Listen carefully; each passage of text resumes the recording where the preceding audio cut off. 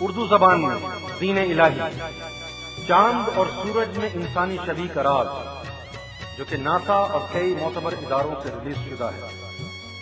دین الہی، خدا کی پوشیدہ راز، مصنف عزت مآب حضرت ریاض احمد گوہر شاہی۔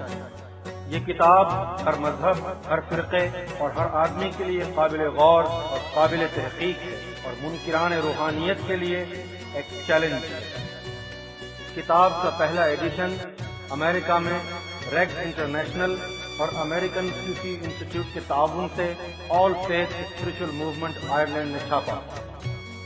عزت مآب حضرت ریاض احمد گوہر شاہی، یہ وہ گوہر شاہی ہیں جنہوں نے 3 سال تک سیون شریف کی پہاڑیوں اور لال باغ میں اللہ کے عشق کی خاطر چلہ کشی کری، اللہ کو پانے کی خاطر دنیا چھوڑی، پھر اللہ کے حکم ہی سے دوبارہ دنیا میں آئے، لاکھوں دلوں میں اللہ کا ذکر بسایا اور لوگوں کو اللہ کی محبت کی طرف راغب کیا۔ ہر مذہب والوں نے گوہر شاہی کو مسجدوں، مندروں، گردواروں اور گرجا گھروں میں روحانی خطاب کے لیے مدعو کیا اور ذکر قلب حاصل کیا۔ بے شمار مرد و زن ان کی تعلیم سے گناہوں سے تائب ہوئے اور اللہ کی طرف جھک گئے۔ بے شمار لا علاج مریض ان کے روحانی علاج سے شفایاب ہوئے، پھر اللہ نے ان کا چہرہ چاند پر دکھایا۔ پھر حجر اسود میں بھی ان کی تصویر ظاہر ہوئی، پوری دنیا میں ان کی شہرت ہو گئی، لیکن پور چشم مولویوں اور ولیوں سے حسد و بغض رکھنے والے مسلمانوں کو یہ شخص پسند نہ آیا۔ ان کی کتابوں کی تحریروں میں خیانت کر کے ان پر کفر اور واجب القتل کے فتوے لگائے۔ مانچسٹر میں ان کی رہائش گاہ پر پیٹرول بم پھینکا، کوٹری میں دوران خطاب ان پر ہینڈ گرینیڈ بم سے حملہ کیا گیا، لاکھوں روپے ان کے سر کی قیمت رکھی گئی، 5 قسم کے سنگین جھوٹے مقدمات اندرون ملک ان کو پھنسانے کے لیے قائم کیے گئے۔ نواز شریف کی وجہ سے حکومت سندھ بھی شامل ہو گئی تھی۔ 2 کیس قتل، ناجائز اسلحہ، ناجائز قبضہ کا دفعہ بھی لگا دیا گیا۔ امریکہ میں بھی ایک عورت سے زیادتی اور حبس بیجا کا مقدمہ بنا دیا گیا۔ زرد صحافت نے انہیں زمانے میں خوب بدنام کیا، لیکن آخر میں عدالتوں نے سنوائی کی اور تحقیقات کے بعد تمام مقدمات جھوٹے قرار دے کر خارج کر دیے گئے، اور اللہ نے اپنے اس دوست کو ہر مصیبت سے بچائے رکھا۔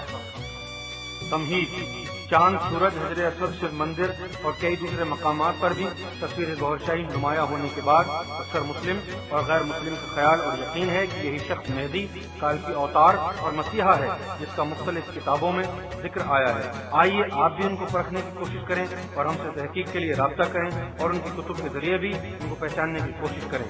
محمد یونس الگوہر، لندن، برطانیہ، yunus38@hotmail.com۔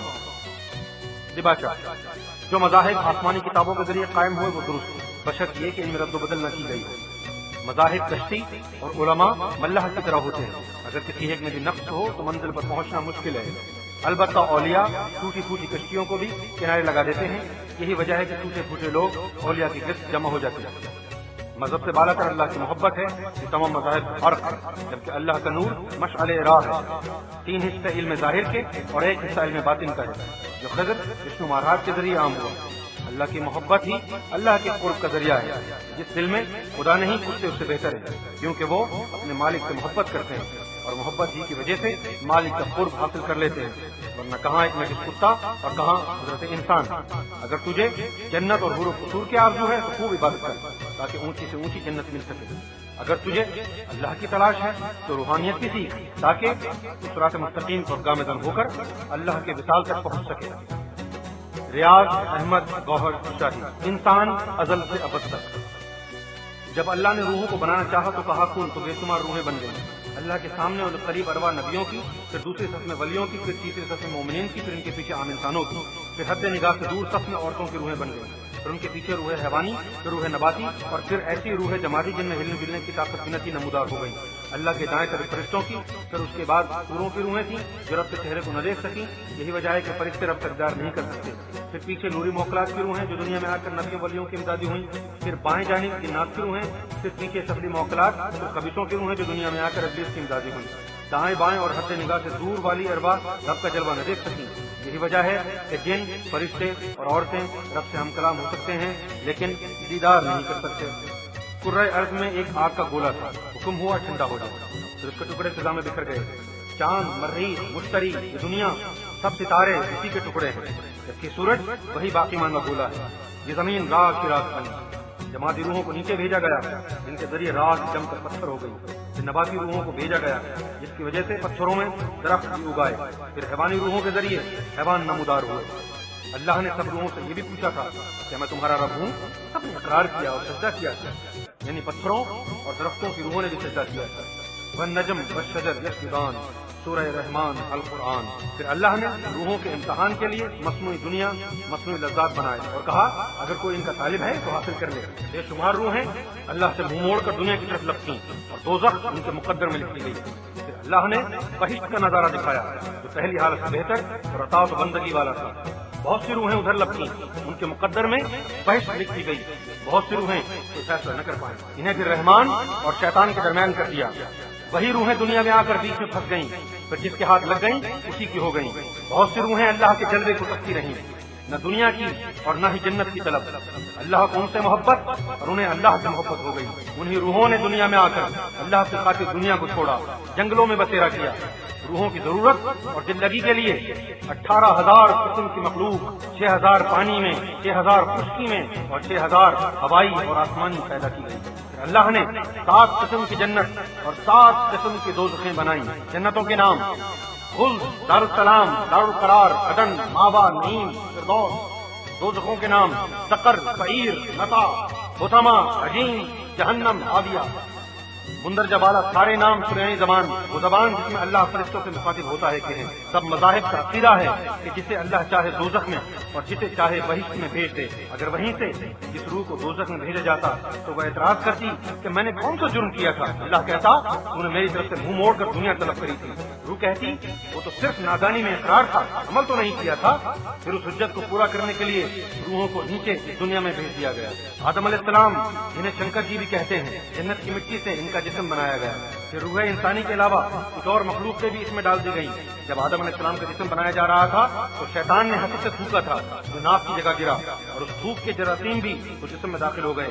شیطان قوم جنات سے ہے۔ ایک حدیث میں ہے کہ جب انسان پیدا ہوتا ہے تو اس کے ساتھ ایک شیطان جن بھی پیدا ہوتا ہے۔ جسم صرف مٹی کا مکان تھا جس کے اندر 16 مخلوقوں کو بند کر دیا تھا، جبکہ خناس اور 4 پرندے اور بھی ہیں۔ آدم کی بائیں پکڑنے سے عورت کی شکل میں بعد نکلا، اس میں روح ڈال دی گئی جو مائی ہوا بن گئی۔ بعد میں بہشت سے نکال کر آدم علیہ السلام کو سری لنکا اور مائی ہوا کو جدہ میں اتارا گیا، جن کے ذریعے ایشیائیوں کی پیدائش کا سلسلہ شروع ہوا، اور آسمان سے باقی روحیں بھی بتدریج آنا شروع ہو گئیں۔ روحوں کی تعلیم و تربیت اور مدارس کے لیے مذاہب کی صورت میں مدرسے قائم ہوئے۔ روز ازل کی تقدیر کے مطابق کوئی کسی مذہب میں اور کوئی بے مذہب ہی رہی۔ اللہ کی محب روحیں بھی اس دنیا میں آئیں، کوئی مسلم کے گھر، کوئی ہندوؤں، کوئی سکھوں اور کوئی عیسائیوں کے گھروں میں پیدا ہوئی اور اپنے مذہب کے ذریعے اللہ کو پانے کی کوشش کرنے لگیں۔ یہی وجہ ہے کہ ہر مذہب کے خواص نے رحمانیت اختیار کی۔ کچھ لوگ کہتے ہیں اسلام میں رحمانیت ہے، یہ عقیدہ غلط ہے۔ حضور پاک بھی غار ہرا میں جایا کرتے تھے۔ شیخ عبد القادر جیلانی، خواجہ معین الدین اجمیری، داتا علی حجویری، بابا فرید، بری امام، شہباز قلندر وغیرہ نے بھی رحمانیت کے بعد ہی اس میں بلند مقام حاصل کیے اور ان کے ہی ذریعے دین کی اشاعت ہوئی۔ دنیا میں انسان کی بنیاد پیٹ میں نطفہ انسانی کے بعد خون کو اکٹھا کرنے کے لیے روح جمادیہ کیا، پھر روح نباتی کے ذریعے بچہ پیٹ میں بڑھتا ہے۔ 4 ماہ کے بعد روح حیوانی جسم میں داخل کی جاتی ہے، اس کے ذریعے بچہ پیٹ میں حرکت کرتا ہے، ان کو ارضی ارواح کہتے ہیں۔ پھر پیدائش کے بعد روح انسانی دوسری مخلوقات کے ساتھ آتی ہے، ان کو سماوی ارواح کہتے ہیں۔ اگر بچہ پیدائش سے تھوڑی دیر پہلے بھی پیٹ میں مر جائے تو اس کا جنازہ نہیں ہوتا کہ وہ حیوان تھا، پیدائش سے تھوڑی دیر بعد مر جائے تو اس کا جنازہ لازم ہے کہ وہ روح انسانی کی آمد کی وجہ سے انسان بن گیا تھا، اور نفس نے بھی مقام ناس پر اپنے ساتھیوں کے ساتھ ڈیرا لگا لیا تھا۔ اگر اس میں جمادی روح طاقتور ہے تو وہ پہاڑوں میں رہنا پسند کرتا ہے، روح نباتی کی وجہ سے انسان پھولوں اور درختوں سے لگاؤ رکھتا ہے۔ روح حیوانی کے غلبے سے جانوروں سے پیار اور جانوروں جیسے کام کرتا ہے، جبکہ نفس کی شکل کتے کی طرح ہوتی ہے، اس کے غلبے سے کتوں جیسے کام اور کتوں سے پیار کرتا ہے، اور بیداری قلب سے انسان فرشتوں کی طرح بن جاتا ہے۔ انسان کے مرنے کے بعد سماوی ارواح آسمانوں کو لوٹ جاتی ہیں جو ایک ہی جسم کے لیے مخصوص ہیں۔ ارضی روحیں بمائے نفوس کے اسی دنیا میں رہ جاتی ہیں۔ ارضی روحیں ایک دوسرے سے پھر تیسرے جسم میں منتقل ہوتی رہتی ہیں، کیونکہ ان کا روز محشر سے کوئی تعلق نہیں، لیکن پاکیزہ نفس قبروں میں رہ کر لوگوں کو فیض پہنچاتے ہیں اور خود بھی بندگی کرتے ہیں۔ جیسا کہ شب معراج میں حضور پاک موسیٰ علیہ السلام کی قبر سے گزرے، دیکھا موسیٰ اپنی قبر میں نماز پڑھ رہے، جب آسمانوں پر پہنچے تو دیکھا موسیٰ وہاں بھی موجود ہے۔ بدکار لوگوں کے طاقتور نفس اپنے بچاؤ کے لیے شیاطین کے ٹولے سے مل جاتے ہیں، لوگوں کے جسم میں داخل ہو کر لوگوں کو نقصان پہنچاتے ہیں، ان کو بدروہیں کہتے ہیں۔ انجیل میں ہے عیسیٰ علیہ السلام بدروہیں نکالا کرتے ہیں۔ ارضی ارواح اور نفوس اسی دنیا میں، روح انسانی عالم الدین یا سجین میں لطائف اگر طاقتور رہیں تو وہ بھی الدین میں، ورنہ قبر میں ہی ضائع ہو جاتے ہیں۔ نفس کی وجہ سے انسان ناپاک ہو۔ وقول بلے شاہ، اس نفس پلیت میں پلیت عیسیٰ اصا مندو پلیت نفسی، نفس کو پاک کرنے کے لیے کتابیں اتری، نبی ولی آئے، کہیں اس کو دوزخ سے ڈرایا گیا، کہیں بہی کی لالچ دی گئی، ریاضت عبادت اور روزوں کے ذریعے اسے سدھارنے کی کوشش کی گئی، اور جنت کے حقدار بھی ہو گئے، اور بہت سے لوگوں نے آسمی علم کے ذریعے اسے پاک بھی کر لیا اور اللہ کے دوست بنے۔ تذکرہ نفس یہ شیطانی جرثومہ ہے، ناف میں اس کا ٹھکانہ ہے۔ سب نبیوں ولیوں نے اس کی شرارت سے پناہ مانگی۔ اس کی غذا فاسفورس اور بدبو ہے جو ہڈیوں، کوئلے اور گوبر میں بھی ہوتی ہے۔ ہر مذہب نے جنابت کی بات نہانے پر زور دیا ہے، کیونکہ جنابت کی بدبو مساموں سے بھی خارج ہوتی ہے۔ بدبودار قسم کے مشروب اور بدبودار قسم کے جانوروں کے گوشت کو بھی ممنوع قرار دے دیا گیا ہے۔ روز ازل میں اللہ کے سامنے والی تمام روحیں جمادی تک ایک دوسرے سے مانوس اور متحد ہو گئی۔ روح جمادی کی وجہ سے انسان نے پتھروں کے مکان بنائے، اور روح نباتی کی وجہ سے درختوں کی لکڑیوں سے چھت بنائے۔ درختوں کے سائے سے بھی مستفید ہوئے، درختوں نے ان کو صاف ستھری آکسیجن پہنچائی۔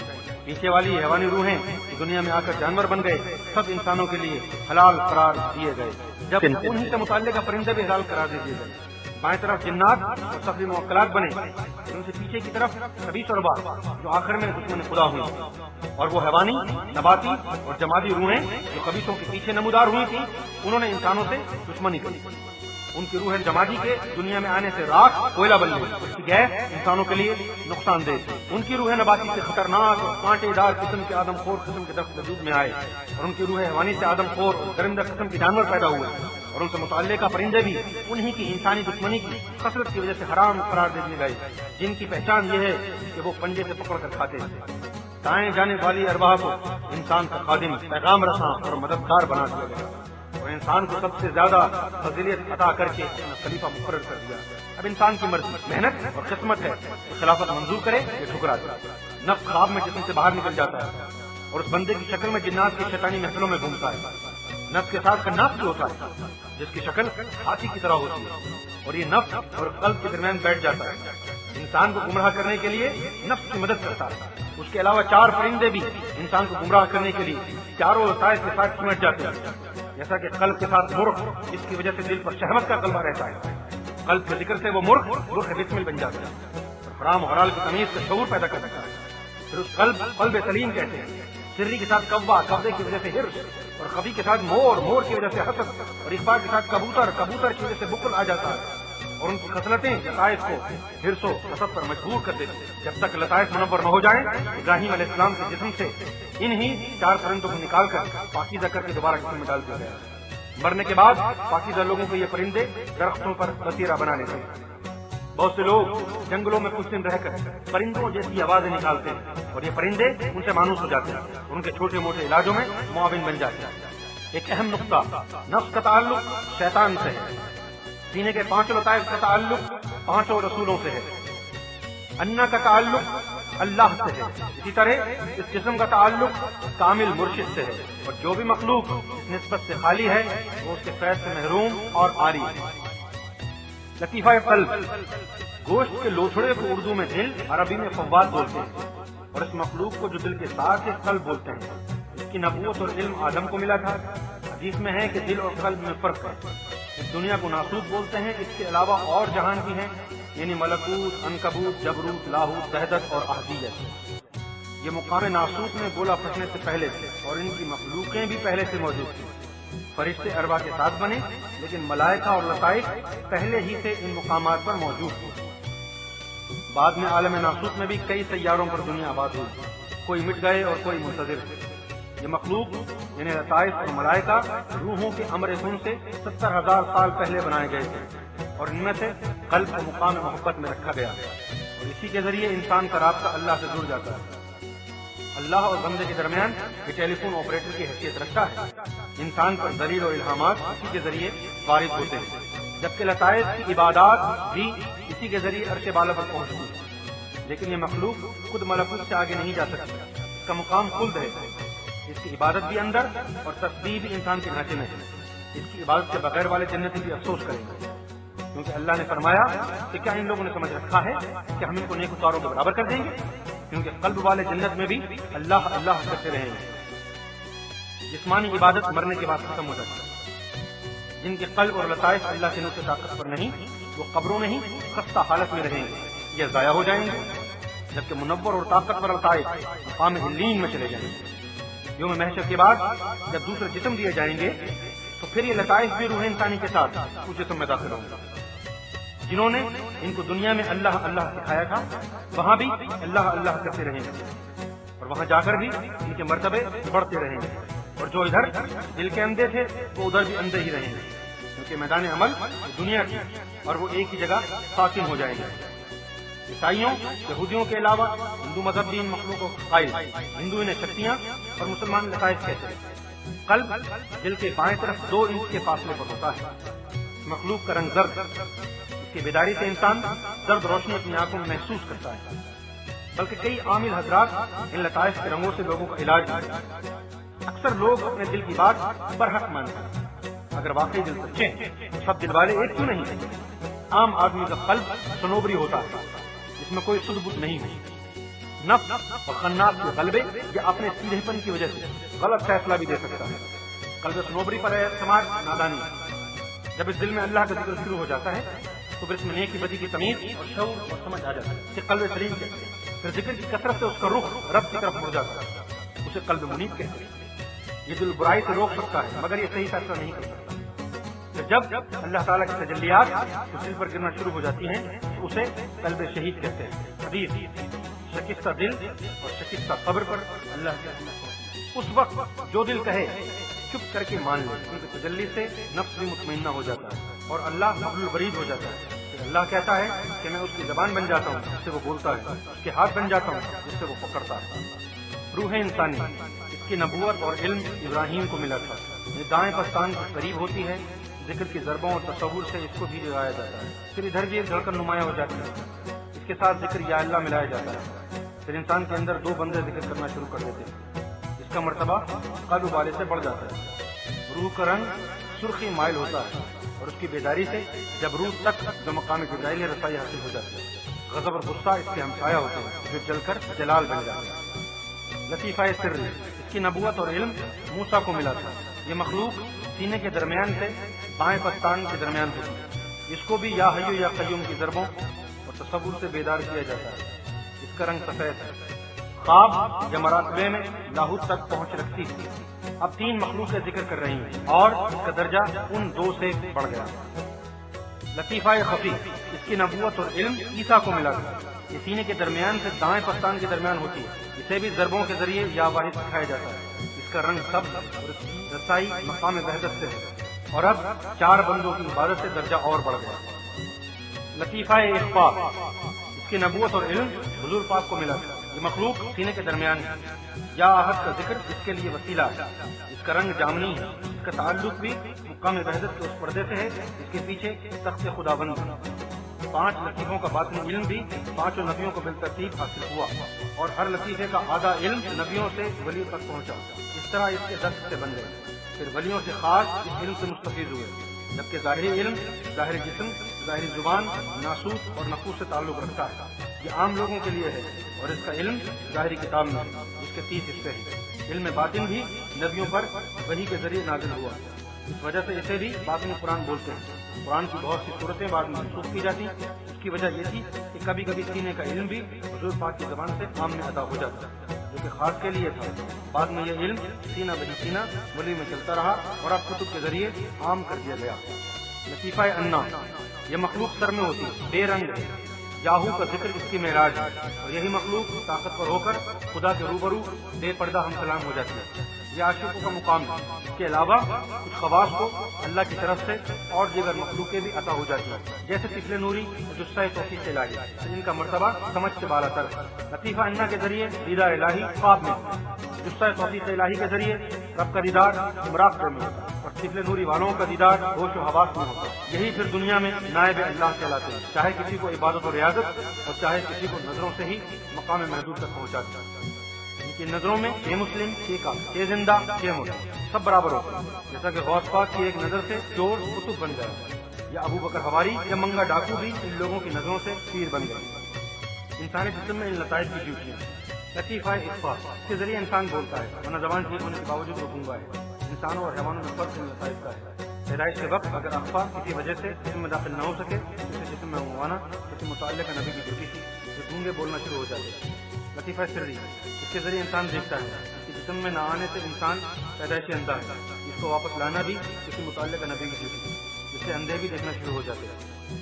لطیفہ قلب، اس کے جسم میں نہ ہونے کی وجہ سے انسان بالکل جانوروں کی طرح رب سے ناشنا اور دور، بے شوق، بے کیف ہو جاتا ہے۔ اس کو واپس دلوانا بھی نبیوں کا کام تھا، اور ان نبیوں کے معجزات کرامت کی صورت میں ولیوں کو بھی عطا ہوا، جس کے ذریعے فاسق و فاجر بھی رب تک پہنچ گیا۔ کسی بھی ولی یا نبی کے ذریعے جب کسی متعلقہ لطیفے کو واپس کیا جاتا ہے تو گونگے، بہرے اور اندھے بھی شفا یاب ہو جاتے ہیں۔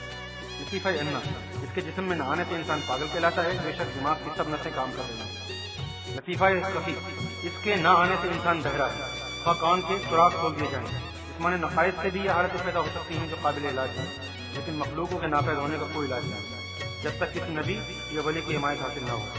لطیفہ نفس کے ذریعے انسان کا دل دنیا میں، اور لطیفہ قلب کے ذریعے انسان کا رخ اللہ کی طرف مڑ جاتا ہے۔ لفظ اللہ، سریانی زبان جو آسمانوں پر بولی جاتی ہے، فرشتے اور رب اسی زبان سے مخاطب ہوتے ہیں۔ جنت میں آدم صفی اللہ بھی یہی زبان بولتے تھے۔ پھر جب آدم صفی اللہ اور مائی ہوا دنیا میں آئے، عربستان میں آباد ہوئے، ان کی اولاد بھی یہی زبان بولتی ہے۔ پھر آل کے دنیا میں پھیلاؤ کی وجہ سے یہ زبان عربی، فارسی، لاطینی سے نکلتی ہوئی انگریزی تک جا پہنچی، اور اللہ کو مختلف زبانوں میں علیحدہ علیحدہ پکارا جانے لگا۔ آدم علیہ السلام کے عرب میں رہنے کی وجہ سے سریانی کے بہت سے الفاظ اب بھی عربی زبان میں موجود ہیں، جیسا کہ آدم کو آدم صفی اللہ کے نام سے پکارا تھا، کسی کو نوح نبی اللہ، کسی کو ابراہیم خلیل اللہ، پھر موسیٰ کلیم اللہ، عیسیٰ روح اللہ اور محمد رسول اللہ پکارا گیا۔ یہ سب کلمے سریانی زبان میں لوح محفوظ پر نبیوں کے آنے سے پہلے ہی درج تھے، تبھی حضور پاک نے فرمایا تھا میں اس دنیا میں آنے سے پہلے بھی نبی تھا۔ بعض لوگوں کا خیال ہے کہ لفظ اللہ مسلمانوں کا رکھا ہوا نام ہے، مگر ایسا نہیں۔ حضرت محمد رسول اللہ کے والد کا نام عبداللہ تھا، جبکہ اس وقت اسلام نہیں تھا، اور اسلام سے پہلے بھی ہر نبی کے کلمے کے ساتھ اللہ پکارا گیا۔ جب روحیں بنا دی گئیں تو ان کی زبان پر پہلا لفظ اللہ ہی تھا، پھر جب روح آدم کے جسم میں داخل ہوئی تو یا اللہ پڑھ کر ہی داخل ہوئی۔ بہت سے مذاہب اس رمز کو حق سمجھ کر اللہ کے نام کا ذکر کرتے ہیں، اور بہت سے شکوک و شبہات کی وجہ سے اس سے محروم ہیں۔ جو بھی نام رب کی طرف اشارہ کرتا ہے قابل تعظیم ہے، یعنی اللہ کی طرف رخ کر دیتا ہے، مگر ناموں کے اثر سے متفرق ہو گئے۔ حروف ابجد اور حروف تہجی کی روح سے ہر لفظ کا ہندسہ علیحدہ ہوتا ہے۔ یہ بھی ایک آسمانی علم ہے، اور ہندسوں کا تعلق کل مخلوق سے ہے۔ بعض دفعہ یہ ہندسے ستاروں کے حساب سے آپس میں موافقت نہیں رکھتی، جس کی وجہ سے انسان پریشان رہتا ہے۔ بہت سے لوگ علم کے ماہرین سے ستاروں کے حساب سے ذائقہ بنوا کر نام رکھتے ہیں، جیسا کہ ابجد الف ب ج دال 1 2 3 4 کے 10 عدد بنتے ہیں، اسی طرح ہر نام کے علیحدہ اعداد ہوتے ہیں۔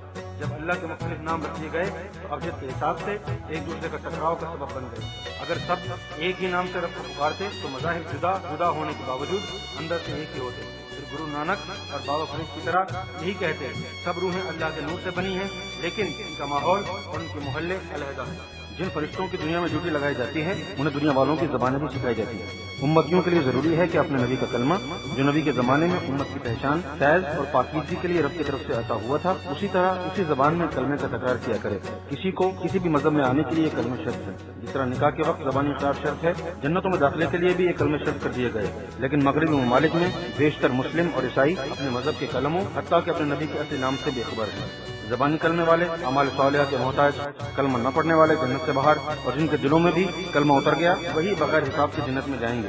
آسمانی کتابیں جو جس بھی زبان میں اصلی ہیں وہ رب تک پہنچانے کا ذریعہ ہے، لیکن جب ان کی عبارتوں اور ترجموں میں ملاوٹ کر دی گئی، جس طرح ملاوٹ شدہ آٹا پیٹ کے لیے نقصان دہ ہے، اسی طرح ملاوٹ شدہ کتابیں دین میں نقصان بن گئی ہیں، اور ایک ہی دین نبی والے کتنے فرقوں میں بٹ گئے۔ صراط مستقیم کے لیے بہتر ہے کہ تم نور سے بھی ہدایت پا جاؤ۔ نور بنانے کا طریقہ۔ پرانے زمانے میں پتھروں کی رگڑ سے آگ حاصل کی جاتی تھی، جبکہ لوہے کی رگڑ سے بھی چنگاری اٹھتی ہے۔ پانی سے ٹکرایا تو بجلی بن گئی۔ اسی طرح انسان کے اندر خون کے ٹکراؤ یعنی دل کی ٹک ٹک سے بھی بجلی بنتی ہے۔ ہر انسان کے جسم میں تقریباً 1.5 وولٹ بجلی موجود ہے، جس کے ذریعے اس میں پھرتی ہوتی ہے۔ بڑھاپے میں ٹک ٹک کی رفتار سست ہونے کی وجہ سے بجلی میں بھی اور چستی میں بھی کمی آ جاتی ہے۔ سب سے پہلے دل کی دھڑکنوں کو نمایاں کرنا پڑتا ہے، کوئی ڈانس کے ذریعے، کوئی کبڈی یا ورزش کے ذریعے، اور کوئی اللہ اللہ کی ضربوں کے ذریعے یہ عمل کرتے ہیں۔ جب دل کی دھڑکنوں میں تیزی آ جاتی ہے تو پھر ہر دھڑکن کے ساتھ اللہ اللہ یا ایک کے ساتھ اللہ اور دوسرے کے ساتھ ہوں ملائیں. کبھی کبھی دل پر ہاتھ رکھیں، دھڑکنیں محسوس ہوں تو اللہ ملائیں. کبھی کبھی نفس کی رفتار کے ساتھ اللہ ملائیں. تصور کریں کہ اللہ دل میں جا رہا ہے. اللہ کا ذکر بہتر اور زود اثر ہے. اگر کسی کو ہو پر اعتراض یا خوف ہو تو وہ بجائے محرومی کے دھڑکنوں کے ساتھ اللہ اللہ ہی ملاتے رہیں. درد و وظائف اور ذکوریت والے لوگ جتنا بھی پاک صاف رہیں ان کے لیے بہتر ہے کہ بے ادب بے مراد، با ادب با مراد. پہلا طریقہ، کاغذ پر کالی پینسل سے اللہ لکھیں. جتنی دیر طبیعت ساتھ دے روزانہ مشق کریں. ایک دن لفظ اللہ کاغذ سے آنکھوں میں تیرنا شروع ہو جائے گا. پھر آنکھوں سے تصور کے ذریعے دل پر اتارنے کی کوشش کریں. دوسرا طریقہ، زیرو کے سفید بل پر پیلے رنگ سے اللہ لکھیں. اسے سونے سے پہلے یا جاگتے وقت آنکھوں میں سمونے کی کوشش کریں. جب آنکھوں میں آ جائے تو پھر اس لفظ کو دل پر اتاریں. تیسرا طریقہ، یہ طریقہ ان لوگوں کے لیے ہے جن کے راہبر کامل ہیں اور تعلق اور نسبت کی وجہ سے روحانی امداد کرتے ہیں. تنہائی میں بیٹھ کر شہادت کی انگلی کو قلم خیال کریں اور تصور سے دل پر اللہ لکھنے کی کوشش کریں. راہبر کو پکاریں کہ وہ بھی تمہاری انگلی کو پکڑ کر تمہارے دل پر اللہ لکھ رہا ہے. یہ مشق روزانہ کریں جب تک دل پر اللہ لکھا نظر نہ آئے. پہلے طریقوں میں اللہ ویسے ہی نقش ہوتا ہے جیسا کہ باہر لکھا یا دیکھا جاتا ہے. پھر جب دھڑکنوں سے اللہ ملنا شروع ہو جاتا ہے تو پھر آہستہ آہستہ چمکنا شروع ہو جاتا ہے. کیونکہ اس طریقے میں کامل رہبر کا ساتھ ہوتا ہے، اس لیے شروع سے ہی خوشخط اور چمکتا ہوا دل پر اللہ لکھا نظر آتا ہے. دنیا میں کئی نبی ولی آئے. ذکر کے دوران بطور آزمائش باری باری اگر مناسب سمجھیں تو سب کا تصور کریں. جس کے تصور سے ذکر میں تیزی اور ترقی نظر آئے آپ کا نصیبہ اسی کے پاس. پھر تصور کے لیے اسی کو چن لیں، کیونکہ ہر ولی کا قدم کسی نہ کسی نبی کے قدم پر ہوتا ہے. بے شک نبی ظاہر میں حیات میں نہ ہو اور ہر مومن کا نصیبہ کسی نہ کسی ولی کے پاس ہوتا ہے. ولی کی ظاہری حیات شرط ہے، لیکن کبھی کبھی کسی مقدر سے، کسی ممات والے کامل ذات سے بھی ملکوتی فیض ہو جاتا ہے، لیکن ایسا بہت ہی محدود ہے. البتہ ممات والے درباروں سے دنیاوی فیض پہنچا سکتے ہیں. اسے اویسی فیض کہتے ہیں. اور یہ لوگ اکثر کش اور خواب میں الجھ جاتے ہیں، کیونکہ مرشد بھی باطن میں اور ابلیس بھی باطن میں، دونوں کی پہچان مشکل ہو جاتی ہے. فیض کے ساتھ علم بھی ضروری ہے، جس کے لیے ظاہری مرشد زیادہ مناسب ہے. اگر فیض ہے علم نہیں تو اسے مجذوب کہتے ہیں. فیض بھی ہے علم بھی ہے اسے محبوب کہتے ہیں. محبوب علم کے ذریعے لوگوں کو دنیاوی فیض کے علاوہ روحانی فیض بھی پہنچاتے ہیں، جبکہ مجذوب ڈنڈوں اور گالیوں سے دنیاوی فیض پہنچاتے ہیں. اگر کوئی بھی آپ کے تصور میں آ کر آپ کی مدد نہ کرے تو پھر گوہر شاہی کو ہی آزما کر دیکھیں. مذہب کی قید نہیں، البتہ ازلی بدبخت نہ ہو. بہت سے لوگوں کو چاند سے بھی ذکر عطا ہو جاتا ہے. اس کا طریقہ یہ ہے کہ جب پورا چاند مشرق کی طرف ہو غور سے دیکھیں. جب صورت گوہر شاہی نظر آئے تو 3 دفعہ اللہ اللہ اللہ کہیں. اجازت ہو گئی. پھر بے خوف و خطر درج شدہ طریقے سے مشق شروع کر دیں. یقین جانیے چاند والی صورت بہت سے لوگوں سے ہر زبان میں بات چیت بھی کر چکی ہے. آپ بھی دیکھ کر بات چیت کرنے کی کوشش کریں. بابت مراقبہ. بہت سے لوگ روحوں، لطائف، شکتیوں کی بیداری اور روحانی طاقت کے بغیر مراقبہ کرنے کی کوشش کرتے ہیں. ان کا یا تو مراقبہ لگتا ہی نہیں یا شیطانی وارداتیں شروع ہو جاتی ہیں. مراقبہ انتہائی لوگوں کا کام ہے جن کے نفس پاک اور قلب صاف ہو چکے ہیں. عام لوگوں کا مراقبہ نادانی ہے، خواہ کسی بھی ظاہری عبادت سے کیوں نہ ہو. روحوں کی طاقت کو نور سے یکجا کر کے کسی مقام پر پہنچ جانے کا نام مراقبہ ہے. ولایت نبوت کا 40واں حصہ ہے. نبی کا ہر خواب مراقبہ یا الہام وہی صحیح ہوتا ہے، اسے تصدیق کی ضرورت نہیں. لیکن ولی کے 100 میں سے 40 خواب مراقبے یا الہامات صحیح اور باقی غلط ہوتے ہیں، اور ان کی تصدیق کے لیے علم باطن کی ضرورت ہے کہ بے علم ناتواں خدا را شناس. سب سے ادنا مراقبہ قلب کی بیداری کے بعد لگتا ہے، جو کہ ذکر قلب کے بغیر ناممکن ہے. ایک جھٹکے سے آدمی ہوش و حواس میں آ جاتا ہے. استخارے کا تعلق بھی قلب سے ہے. اس سے آگے روح کے ذریعے مراقبہ لگتا ہے. 3 جھٹکوں سے واپسی ہوتی ہے. تیسرا مراقبہ لطیفہ انا اور روح سے گھٹنا لگتا ہے، روح بھی جبروت تک ساتھ جاتی ہے، جیسا کہ جبرائیل حضور پاک کے ساتھ جبروت تک گئے تھے۔ ایسے لوگوں کو قبروں میں بھی دفنا آتے ہیں مگر انہیں خبر نہیں ہوتی۔ ایسا مراقبہ اصحاب کہف کو لگا تھا جو 300 سال سے زائد عرصہ غار میں سوتے رہے۔ ایسا مراقبہ جب غوث پاک کو جنگل میں لگتا تو وہاں کے مکین ڈاکٹر آپ کو مردہ سمجھ کر قبر میں دفنانے کے لیے لے جاتے ہیں، لیکن دفنانے سے پہلے ہی وہ مراقبہ ٹوٹ جاتا۔ اللہ کی طرف سے خاص الہام اور وحی کی پہچان۔ جب انسان سینے کی مخلوقوں کو بیدار اور منور کر کے تجلیات کے قابل ہو جاتا ہے تو اس وقت اللہ اس سے ہم کلام ہوتا ہے۔ یوں تو وہ قادر مطلق ہے، کسی بھی ذریعے انسان سے مخاطب ہو سکتا ہے، لیکن اس نے اپنی پہچان کے لیے ایک خاص طریقہ بنایا ہوا ہے تاکہ اس کے دوست شیطان کے دھوکے سے بچ سکے۔ سب سے پہلے سریانی زبان میں عبارت سالک کے دل پر آتی ہے اور اس کا ترجمہ بھی اسی زبان میں نظر آتا ہے جس کا وہ حامل ہے۔ وہ تحریر سفید اور چمکدار ہوتی ہے اور آنکھیں خود بخود بند ہو کر اسے دیکھتی ہیں۔ پھر وہ تحریر قلب سے ہوتی ہوئی لطیفہ سری کی طرف آتی ہے، جس کی وجہ سے زیادہ چمکنا شروع ہو جاتی ہے۔ پھر وہ تحریر لطیفہ اخفا کی طرف آتی ہے، اخفا سے اور چمک حاصل کر کے زبان پر چلی جاتی ہے اور زبان بے ساختہ وہ تحریر پڑھنا شروع کر دیتی ہے۔ اگر یہ الہام شیطان کی طرف سے ہو تو منور دل اس تحریر کو مدھم کر دیتا ہے۔ اگر تحریر زور آور ہے تو لطیفہ سری یا اخفا اس تحریر کو ختم کر دیتے ہیں۔ بالفرض اگر لطیفوں کی کمزوری کی وجہ سے وہ تحریر زبان پر پہنچ بھی جائے تو زبان اسے بولنے سے روک لیتی ہے۔ یہ الہام خاص ولیوں کے لیے ہوتا ہے۔ جب عام ولیوں کو اللہ تعالی فرشتوں یا ارواح کے ذریعے پیغام پہنچاتا ہے، جب خاص الہام کی تحریر کے ساتھ جبریل بھی آ جائیں تو اسے وہی کہتے ہیں جو صرف نبیوں کے لیے مخصوص ہے۔ بہشت کن لوگوں کے لیے ہے؟ کچھ ازلی جہنمی بھی اعمال و عبادت کے ذریعے بہشتی بننے کی کوشش کرتے ہیں، لیکن آخر میں شیطان کی طرح مردود ہو جاتے ہیں، کیونکہ بخل، تکبر، حسد ان کی وراثت ہے۔ حدیث میں ہے جس میں ذرہ برابر بھی بخل اور حسد تکبر ہے وہ جنت میں نہیں جا سکتا۔ بہشتی لوگ اگر عبادات میں نہ بھی ہوں تو پہچانے جاتے ہیں۔ یہ لوگ دل کے نرم اور صاف اور حرص و حسد سے پاک اور سخی ہوتے ہیں۔ اگر عبادات میں لگ جائیں تو بہت اونچا مقام حاصل کر لیتے ہیں اور اللہ تعالیٰ انہی کی بخشش کے لیے بہانے بناتا ہے۔ اور کچھ لوگ درمیان والے ہوتے ہیں، ان کا نیکی بدی کا پروانہ چلتا ہے، اور کچھ اللہ کے خواص ہوتے ہیں۔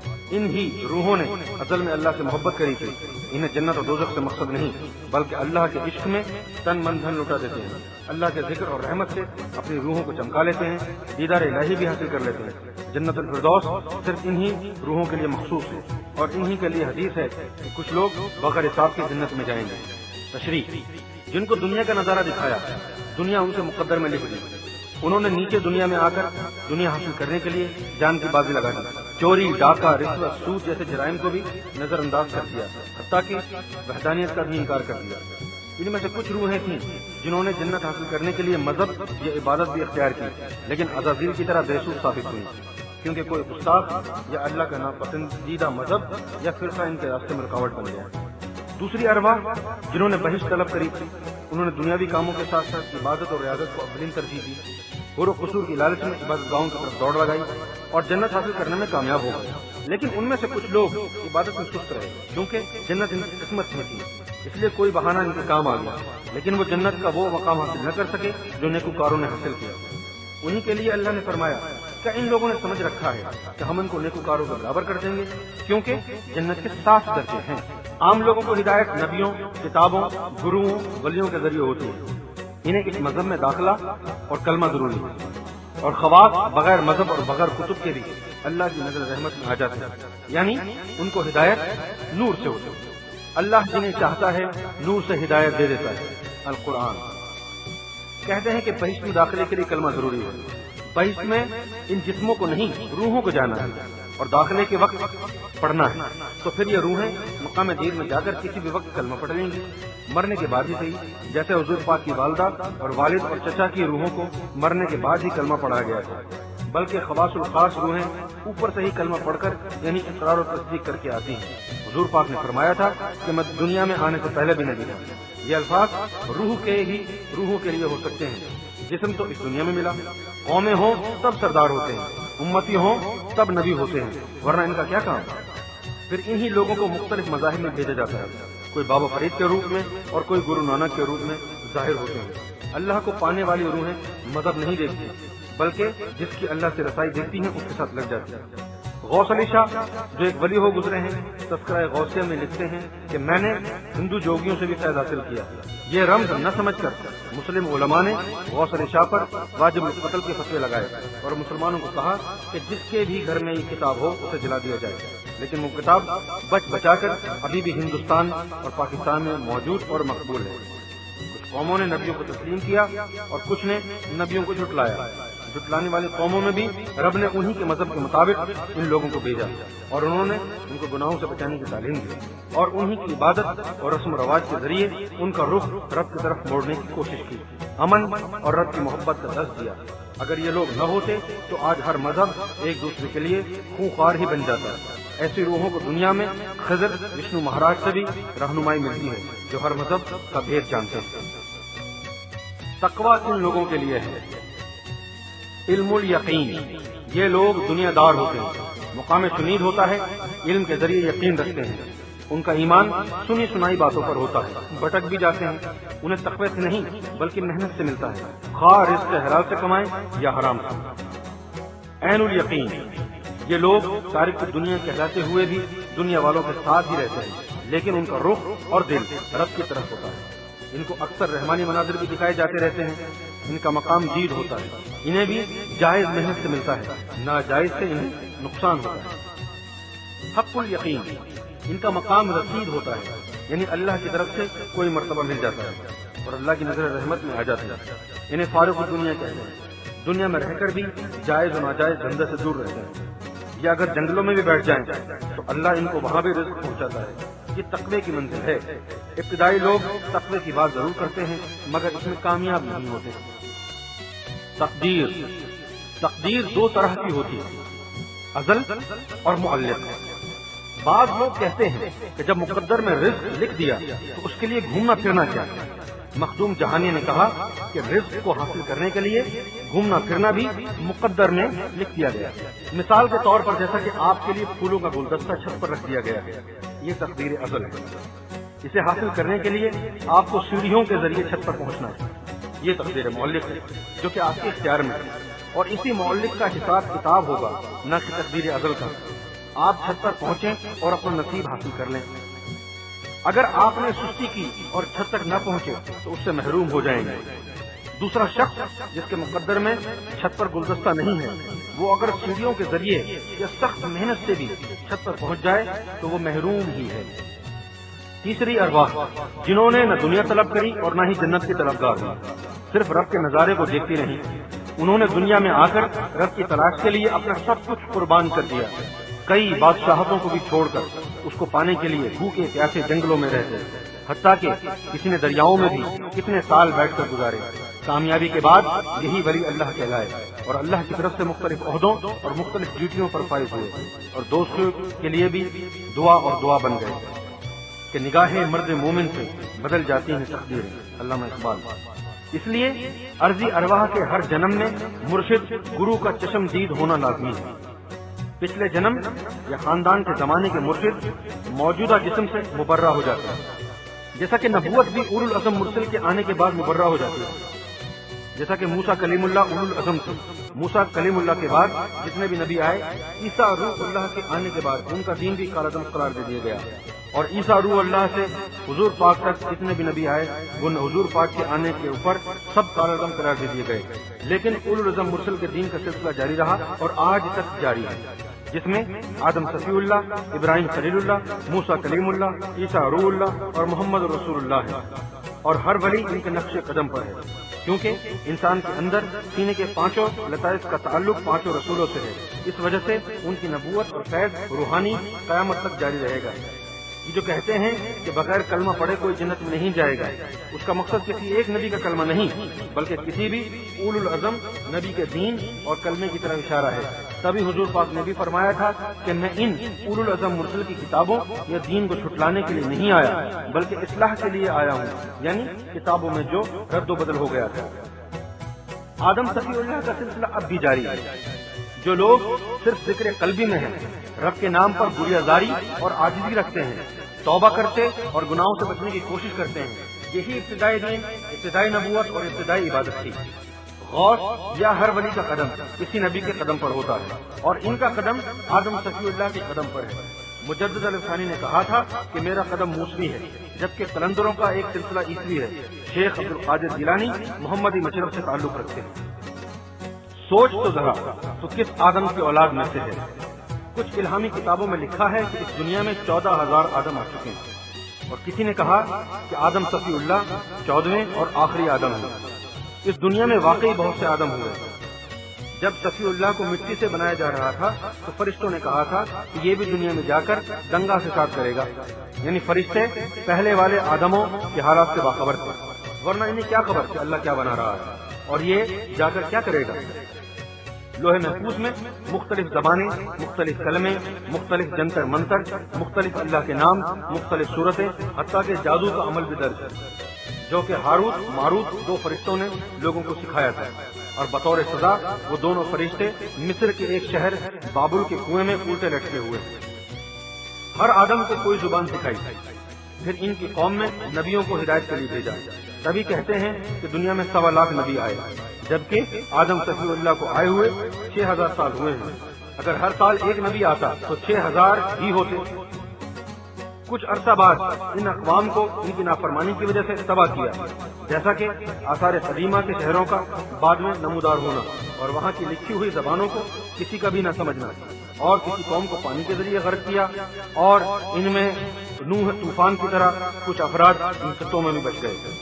آخر میں صفی اللہ کو ان سب سے بہتر بنا کر عرب میں بھیجا گیا، اور بڑے بڑے نبی بھی اس آدم کی اولاد سے پیدا ہوئے۔ مختلف آدموں کی مختلف زبانیں ان کی بچی ہوئی قوموں میں رہیں۔ جب آخری آدم آئے تو ان کی سریانی زبان سکھائی گئی۔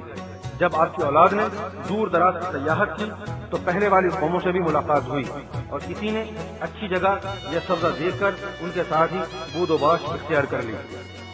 عرب میں سریانی ہی بولی جاتی تھی، پھر یہ اقوام کے میل جول سے عربی، فارسی، لاطینی، سنسکرت وغیرہ سے ہوتی ہوئی انگریزی سے جا ملی۔ مختلف جزیروں میں مختلف آدموں کی اولاد مقیم تھی۔ ان میں سے ایک خواجہ بدوش بھی آدم تھا، جس کی اولاد آج بھی موجود ہے اور جس کے ذریعے مختلف قومیں دریافت ہوئیں۔ سمندر پار کے جزیروں والی قومیں ایک دوسرے سے بے خبر تھیں۔ اتنے دور دراز سمندری سفر نہ تو گھوڑوں سے کیا جا سکتا تھا اور نہ ہی چپو والی کشتیاں پہنچا سکتی تھیں۔ کولمبس مشینی سمندری جہاز بنانے میں کامیاب ہوا، جس کے ذریعے وہ پہلا شخص تھا جو امریکہ کے خطے کو پہنچا۔ کنارے پر لوگوں کو دیکھا جو سرخ تھے، اس نے سمجھا اور کہا شاید انڈیا آ گیا ہے، اور وہ انڈین ہے۔ تبھی اس قوم کو ریڈ انڈین کہتے ہیں، جو نارتھ ڈکوٹا کی ریاست میں اب بھی موجود ہے۔ ریڈ انڈین کے ایک قبیلے کے سردار سے پوچھا کہ آپ کا آدم کون ہے؟ اس نے جواب دیا، ہمارے مذہب کے مطابق ہمارا آدم ایشیا میں ہے، جس کی بیوی کا نام ہوا ہے، لیکن ہماری تاریخ کے مطابق ہمارا آدم ساؤتھ ڈکوٹا کی ایک پہاڑی سے آیا تھا۔ اس پہاڑی کی نشاندہی اب بھی موجود ہے۔ لوگ کہتے ہیں کہ انگریز اور امریکن ٹھنڈے موسم کی وجہ سے گورے ہیں، لیکن ایسا نہیں۔ کسی کالے آدم کی نسل بھی ان خطوں میں قدیمی موجود ہے، وہ آج تک گورے نہ ہو سکتے۔ یہی وجہ ہے کہ انسانوں کے رنگ، حلیے، مزاج، دماغ، زبانیں خود ایک دوسرے سے مختلف ہیں۔ آدم صفی اللہ کی اولاد کا سلسلہ وسط ایشیا تک ہی رہا۔ یہی وجہ ہے کہ وسط ایشیا والوں کے حلیے ایک دوسرے سے ملتے ہیں۔ کہتے ہیں کہ آدم صفی اللہ شنکر جی سری لنکا میں اترے، پھر وہاں سے عرب پہنچے، اور اس کے بعد آپ عرب میں ہی رہے، اور سرزمین عرب میں ہی آپ کی قبر موجود ہے۔ تو پھر سری لنکا میں آپ کے اترنے اور قدموں کی نشاندہی کس نے کی، جو اب بھی محفوظ ہے؟ اس کا مقصد آپ سے پہلے بھی وہاں کوئی قبیلہ آباد تھا۔ جو قومیں ختم کر دی گئی ہیں ان پر نبوت اور ولایت بھی ختم ہو گئی، اور باقی ماندہ لوگ ان ہستیوں سے محروم ہو کر کچھ عرصے بعد بھٹک گئے۔ جو جو یہ خطے دریافت ہوتے گئے، ایشیا سے ولی پہنچتے گئے اور اپنے اپنے مذاہب کی تعلیم دیتے رہے، اور آج سب خطوں میں ایشیائی دین پھیل گیا۔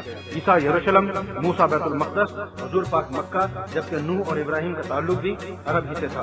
کچھ نسلیں عذابوں سے تباہ ہوئیں، کچھ کی شکلیں ریچھ بندروں کی طرح ہوئیں۔ کچھ رہے سہے لوگ خوف زدہ ہو کر رب کی طرف مائل ہوئے اور کچھ رب کو قہار سمجھ کر اس سے متنفر ہو گئے اور اس کے کسی بھی قسم کے حکم کی نافرمانی کی اور کہنے لگے کہ رب وغیرہ کچھ بھی نہیں، انسان کیڑا ہے، دوزخ بہشت بنی بنائی باتیں ہیں۔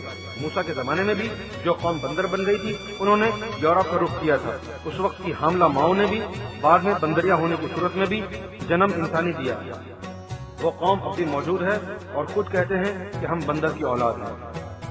جو قوم ریچھ کی شکل میں تبدیل ہو گئی تھی انہوں نے افریقہ کے جنگلوں کی طرف رخ کیا۔ اس وقت کی حاملہ ماؤں کے پیٹ میں تو انسانی بچے تھے جن کے ذریعے بعد میں نسل چلی، اسے مم کہتے ہیں۔ جسم پر لمبے لمبے بال ہوتے ہیں، مادہ زیادہ ہوتی ہیں، انسانوں کو اٹھا کر لے جاتی ہیں، ان پر مذہب کا رنگ نہیں چڑھتا، لیکن آدمیوں کی وجہ سے شرمگاہوں کو پتوں کے ذریعے چھپایا ہوا ہوتا ہے۔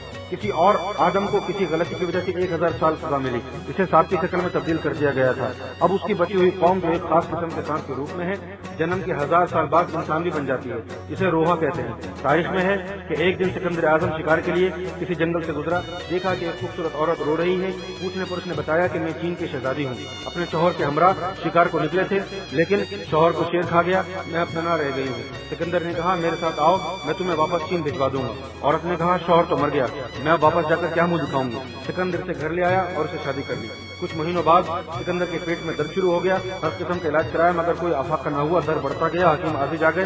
ایک سپیرا بھی سکندر کے علاج کے لیے آیا، اسے سکندر کو علیحدہ بلوا کر کہا میں آپ کا علاج کر سکتا ہوں لیکن میری کچھ شرطیں ہیں، اگر چند ہی دنوں میں میرے علاج سے شفا نہ ہوئی تو بے شک مجھے قتل کرا دینا۔ آج کی رات کھچڑی پکواؤ، نمک زیادہ ہو، دونوں میاں بیوی پیٹ بھر کر کے کھاؤ، کمرے کو اندر سے تالا لگاؤ اور دونوں میں سے کوئی باہر نہ جا سکے۔ تم کو سونا نہیں لیکن بیوی کو ایسا لگے کہ تم سو رہے ہو، پانی کا قطرہ بھی اندر موجود نہ ہو۔ سکندر نے ایسا ہی کیا۔ رات کے وقت کسی وقت بیوی کو پیاس لگی، دیکھا پانی کا برتن خالی ہے، پھر دروازہ کھولنے کی کوشش کی، دیکھا کہ تالا ہے، پھر شوہر کو دیکھا، محسوس ہوا کہ وہ بے خبر سو رہا ہے، پھر سپنی بن کر نالی کے سوراخ سے باہر نکل گئی، پانی پی کر پھر سپنی کی صورت میں داخل ہو کر عورت بن گئی۔ سکندر اعظم یہ سارا ماجرا دیکھ رہا تھا، صبح سپیرے کو سب کچھ بتایا۔ اس نے کہا تیری بیوی ناگن ہے جو 1000 سال بعد روپ بدلتا ہے، اس کا زہر پیٹ کے درد کا باعث بنا۔ پھر اس عورت کو شیر کے بہانے سمندر لے گئے اور جس جگہ پھینکا وہ نشان اب بھی موجود ہے، اسے سدے سکندری کہتے ہیں۔ ان کی نسل بھی دنیا میں موجود ہے۔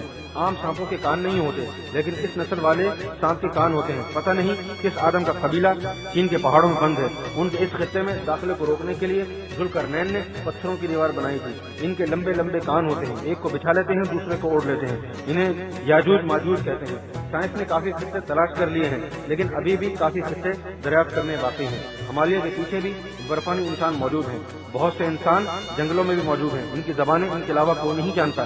وہ اپنے آدم کے طریقے پر عبادت کرتے ہیں اور ضابطۂ حیات کے لیے ان کا بھی سرداری نظام قائم ہے۔ ان بروں اعظموں کے علاوہ اور بھی بڑی زمینیں ہیں جیسا کہ چاند، سورج، مختلف مریخ وغیرہ، وہاں پر بھی آدم آئے لیکن وہاں قیامتیں آ چکی ہیں، کہیں آکسیجن کو روک کر اور کہیں زمین کو تیز نیز کر دیا گیا۔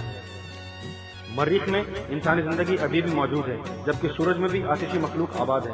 کہتے ہیں اس خلابات جب چاند میں اترا اس نے اوپر کے سیاروں کی تحقیق کرنا چاہیے تو اسے اذان کی آواز بھی سنائی دی جس سے وہ متاثر ہو کر مسلمان ہو گیا۔ وہ مریخ کی دنیا تھی جہاں ہر مذہب کے لوگ رہتے ہیں۔ ہمارے سائنسدان ابھی مریخ پر پہنچ نہیں پائے جبکہ وہ لوگ کئی بار اس دنیا میں آ چکے ہیں اور بطور تجربہ جہاں سے انسانوں کو بھی اپنے ساتھ لے گئے۔ ان کی سائنس اور ایجادیں ہم سے بہت آگے ہیں۔ ہمارے سیارے یا سائنسداں اگر وہاں پہنچ بھی گئے تو ان کی گرفت سے آزاد نہیں ہو سکتے۔ ایک آدم کو اللہ نے بہت سا علم دیا اور اس کی اولاد علم کے ذریعے بیت المعمور تک جا پہنچی تھی، یعنی جو اللہ حکم فرشتوں کو دیتا نیچے وہ سن لیتے۔ ایک دن فرشتوں نے کہا اے اللہ یہ قوم ہمارے معاملے میں مداخلت بن گئی ہے، ہم جب کوئی کام کرنے دنیا میں جاتے ہیں تو یہ پہلے ہی اس کا توڑ کر چکے ہوتے ہیں۔ اللہ نے جبریل سے کہا جاؤ ان کا امتحان لو۔ ایک 12 سال کا بچہ بکریاں چرا رہا ہے۔ جبریل نے اس سے پوچھا کیا تم بھی کوئی علم رکھتے ہو؟ اس نے کہا پوچھو۔ جبریل نے کہا بتاؤ اس وقت جبریل کدھر ہے؟ اس نے آنکھیں بند کی اور کہا آسمانوں پر نہیں۔ پھر کدھر ہے؟ اس نے کہا زمینوں پر بھی نہیں۔ جبریل نے کہا پھر کدھر ہے؟ اس نے آنکھیں کھول دی اور کہا میں نے 14 طبقوں میں دیکھا ہے اور وہ کہیں بھی نہیں ہے، یعنی میں جبریل ہوں یا تو جبریل ہے۔ پھر اللہ نے فرشتوں کو کہا اس قوم کو سیلاب کے ذریعے غرق کیا جائے۔ انہوں نے یہ فرمان سن لیا، لوہے اور شیشے کے مکانات بنانا شروع کر دیے۔ پھر زلزلے کے ذریعے اس قوم کو غرق کیا گیا۔ اس وقت اس خطے کو کالدا اور اب یونان بولتے ہیں۔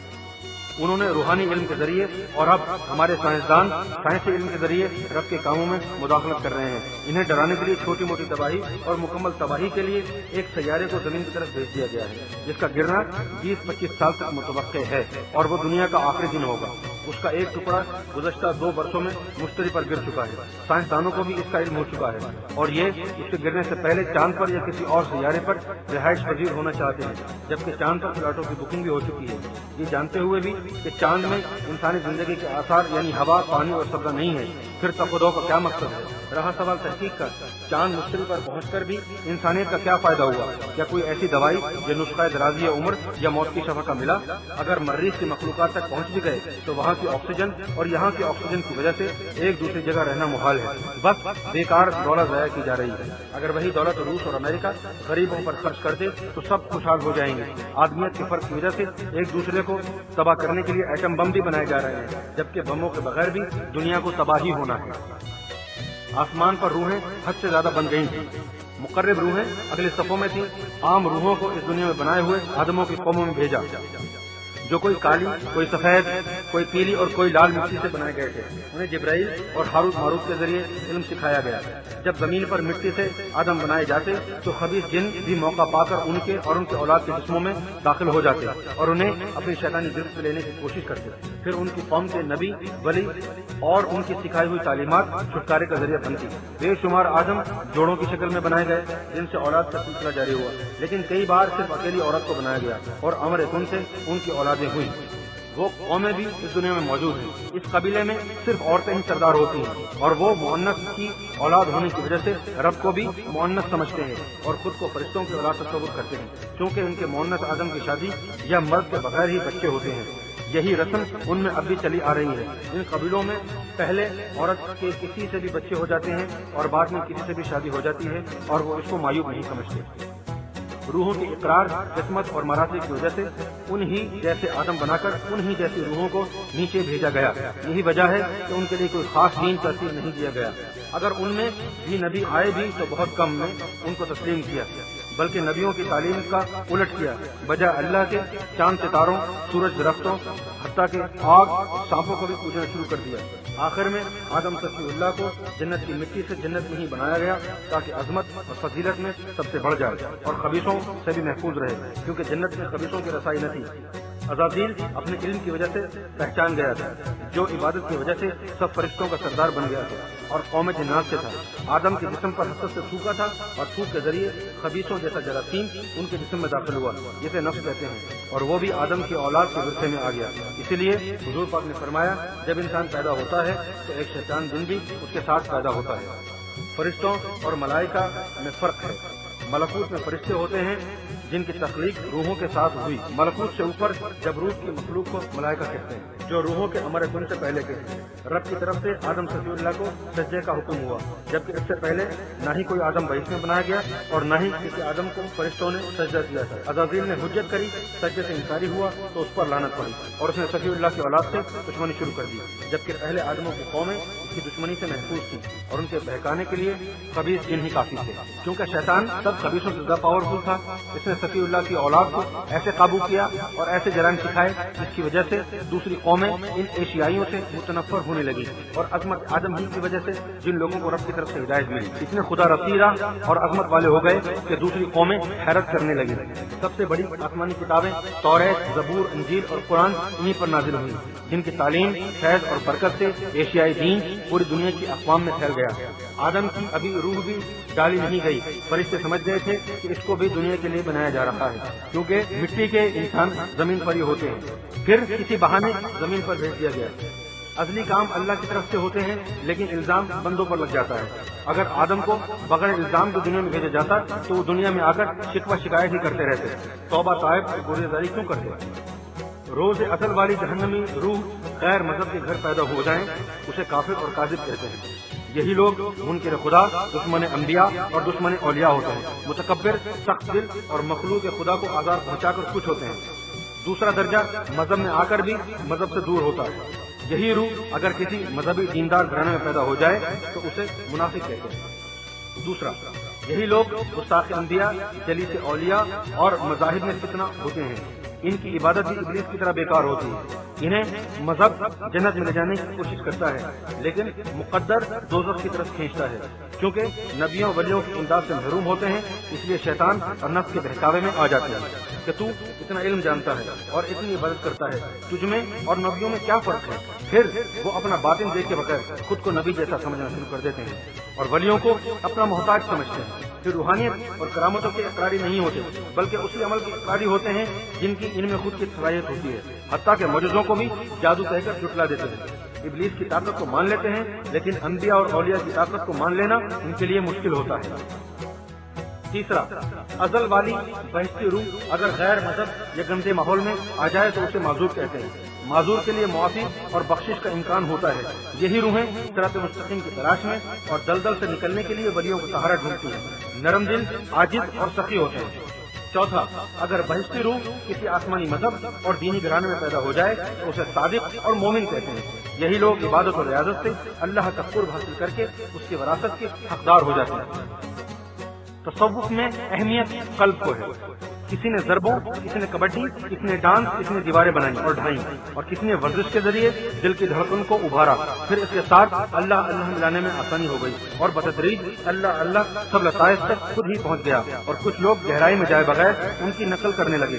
انہوں نے بھی اللہ اللہ کے ساتھ ڈانس شروع کر دیا۔ دھڑکنوں کے ساتھ اللہ اللہ تو نہ سمجھ اور نہ ملا سکے، البتہ ان کی روح حیوانی جس کا تعلق غسل پوچھ سے ہے اللہ کے نام سے مانوس ہو گئی۔ اسی طرح موسیقی کے ساتھ اللہ اللہ ملانے سے روح نباتی بھی مانوس اور طاقتور ہو گئی۔ موسیقی روح نباتی کی غذا ہے۔ امریکہ میں کچھ فصلوں پر موسیقی کے ذریعے تجربہ کیا گیا۔ ایک ہی جیسی فصل ایک ہی جیسی زمین پر اگائی گئی، ایک میں دن رات موسیقی اور دوسری کو خاموش رکھا گیا، جبکہ موسیقی والی فصل دوسری سے نشو نما میں بہتر ہوئی۔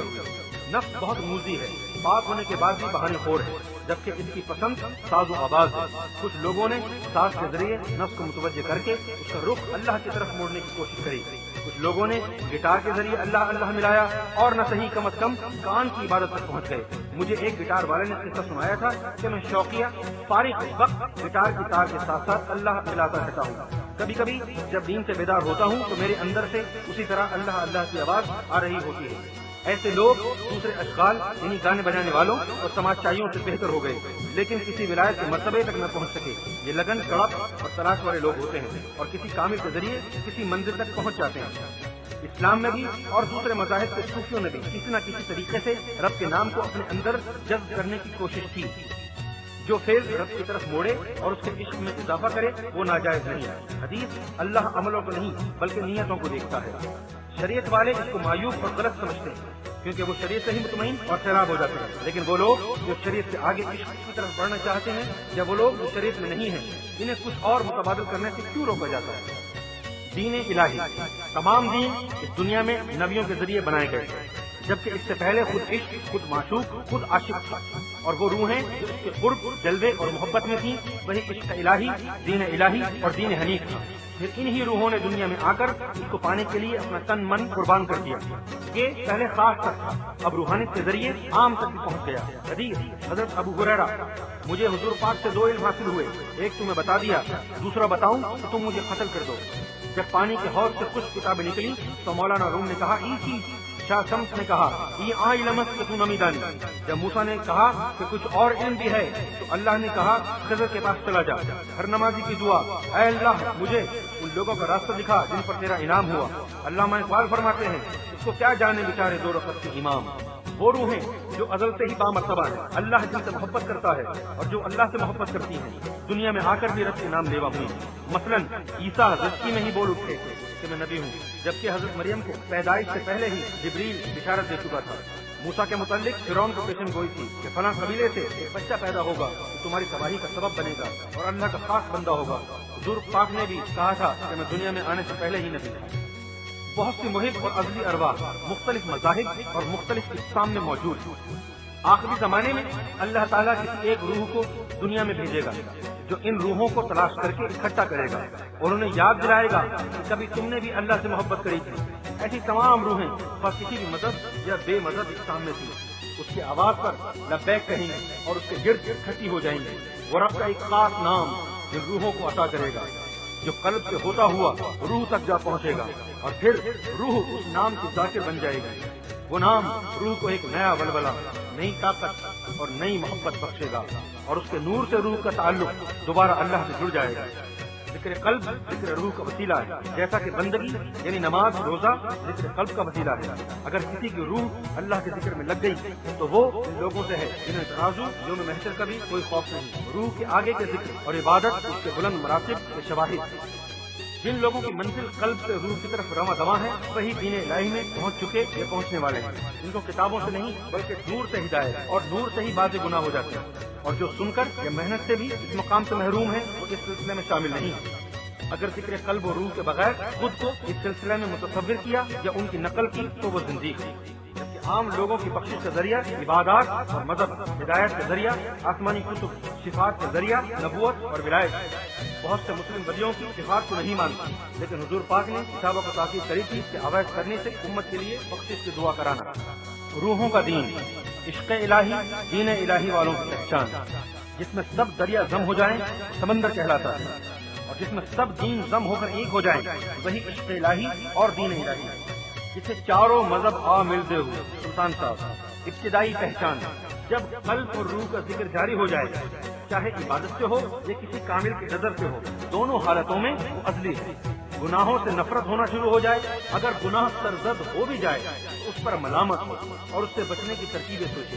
مجھے وہ لوگ بھی پسند ہیں جو گناہوں سے بچنے کی ترکیبیں سوچتے ہیں۔ فرمانے الہی، دنیا کی محبت دل سے نکلنا اور اللہ کی محبت کا غلبہ شروع ہو جائے گا۔ حرص، حسد، بخل اور تکبر سے چھٹکارا محسوس ہو، زبان کسی کی غیبت سے باز آ جائے، عاجزی محسوس ہو، کنجوسی کی جگہ سخاوت اور جھوٹ جاتا نظر آئے، حرام خواہشات نفسانی حلال میں تبدیل ہو جائیں، حرام مال، حرام کھانے اور حرام کاموں سے نفرت پیدا ہو جائے۔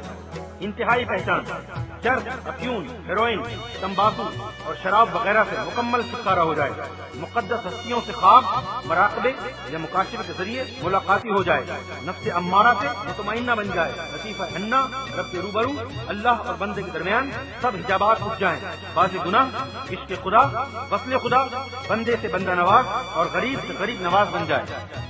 کیونکہ اس سلسلے میں مختلف مذاہب سے آ کر خاص روحیں شامل ہوں گی جنہوں نے روز ازل میں ہی رب کی گواہی میں کلمہ پڑھ لیا تھا، اس لیے کسی بھی مذہب کی قید نہیں ہوگی۔ ہر شخص اپنے مذہب کی عبادت کر سکے گا، لیکن قلب ذکر سب کا ایک ہوگا، یعنی مختلف مذاہب کے باوجود دلوں سے سب ایک ہو جائیں گے۔ پھر جب دلوں میں اللہ آیا تو سب اللہ والے ہو جائیں گے۔ اس کے بعد رب کی مرضی ہے انہیں اپنے تئیں رکھے یا کسی بھی مذہب میں ہدایت کے لیے بھیجے، یعنی کوئی مفید ہوگا، کوئی منفرد، کوئی سپاہی ہوگا اور کوئی سالار ہوگا۔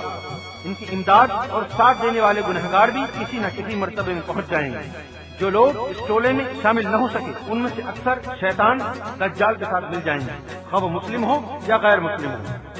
آخر میں ان دونوں ٹولوں کی زبردست جنگ ہوگی۔ عیسیٰ، مہدی، کالکی اوتار والے سب مل کر انہیں شکست دیں گے۔ بہت سے دجالی قتل کر دیے جائیں گے، جو بچیں گے وہ خوف اور مجبوری کی وجہ سے خاموش رہیں گے۔ مہدی اور عیسیٰ کا لوگوں کے قلوب پر تسلط ہو جائے گا، پوری دنیا میں امن قائم ہو جائے گا، جدا جدا مذہب ختم ہو کر ایک ہی مذہب میں تبدیل ہو جائیں گے۔ وہ مذہب رب کا پسندیدہ، تمام نبیوں کے مذاہب اور کتابوں کو نچوڑ، تمام انسانیت کے قابل قبول، تمام عبادات سے افضل، حتیٰ کہ اللہ کی محبت سے بھی افضل عشق الہی ہوگا۔ جتنے عشق کو چاہے ایمان نو بھی خبر کوئی نہ باہو۔ حضرت علامہ اقبال نے اسی وقت کے لیے نقشہ کھینچا تھا۔ دنیا کو ہے اس مہدی برحق کی ضرورت، دنیا کو ہے اس مہدی برحق کی ضرورت، ہو جس کی نظر زلزلہ عالم افکار، کھلے جاتے ہیں اسرار نہانی، گیا دور حدیث لنترانی، ہوئی جس کی خودی پہلے نمودار، وہی مہدی وہی آخر زمانی۔ کھول کر آنکھ میری آئینہ ادراک میں، آنے والے دور کی دھندلی سی ایک تصویر دیکھ، لولاک لمحہ دیکھ، زمین دیکھ، فضا دیکھ، مشرق سے ابھرتے ہوئے سورج کو ذرا دیکھ۔ گزر گیا اب وہ دور ساقی کہ چھپ کے پیتے تھے پینے والے، بنے گا سارا جہاں میں خانہ، ہر ایک وعدہ خار ہوگا۔ زمانہ آیا ہے بے حجابی کا، عام دیدار یار ہوگا، سکوت تھا پردہ دار جس کا، وہ راز اب آشکار ہوگا۔ نکل کے صحرا سے جس نے روما کی سلطنت کو پلٹ دیا تھا، سنا ہے قدسیوں سے میں نے وہ شیر پھر ہوشیار ہوگا۔ تمام آسمانی کتابیں اور صحیفے اللہ کا دین نہیں ہے۔ ان کتابوں میں نماز، روزہ اور گاڑیاں ہیں، جبکہ اللہ اس کا پابند نہیں۔ یہ دین نبیوں کی امتوں کو منور اور پاک صاف کرنے کے لیے بنائے گئے، جبکہ اللہ خود پاکیزہ نور ہے۔ اور جب کوئی انسان نسل کے بعد نور بن جاتا ہے تو پھر وہ بھی اللہ کے دین میں چلا جاتا ہے۔ اللہ کا دین پیار و محبت ہے، 99 ناموں کا ترجمہ ہے، اپنے دوستوں کا ذکر کرنے والا ہے، خود عشق، خود عاشق، خود معشوق ہے۔ اگر کسی بندہ خدا کو بھی اس کی طرف سے ان میں سے کچھ حصہ عطا ہو جائے تو وہ دین الہی میں پہنچ جاتا ہے۔ پھر اس کی نماز دیدار الہی اور اس کا شوق ذکر خدا ہے، حتیٰ کہ اس کی زندگی کی تمام سنتوں، فرضوں کا کفارہ بھی دیدار الہی ہے۔ جن فرشتے اور انسانوں کی مشترکہ عبادت بھی اس کے درجے تک نہیں پہنچ سکتی۔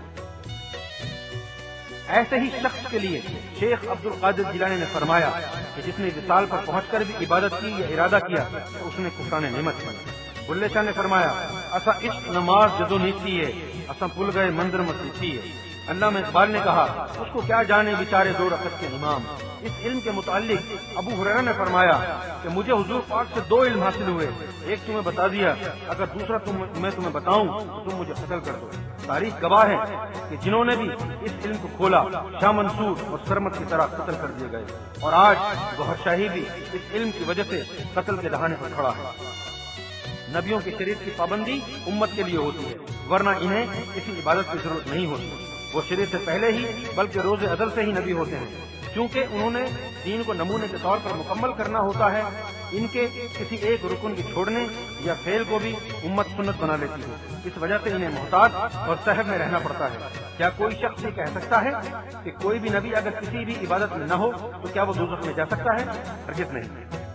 کیا کوئی شخص کہہ سکتا ہے کہ عبادت کے بغیر نبی نہیں بن سکتا؟ کیا کوئی یہ بھی کہہ سکتا ہے کہ علم سیکھ کے بغیر نبوت نہیں ملتی؟ پھر ولیوں پر اعتراض کیوں ہوتے ہیں جبکہ ولایت نبوت کا نعم البدل ہے؟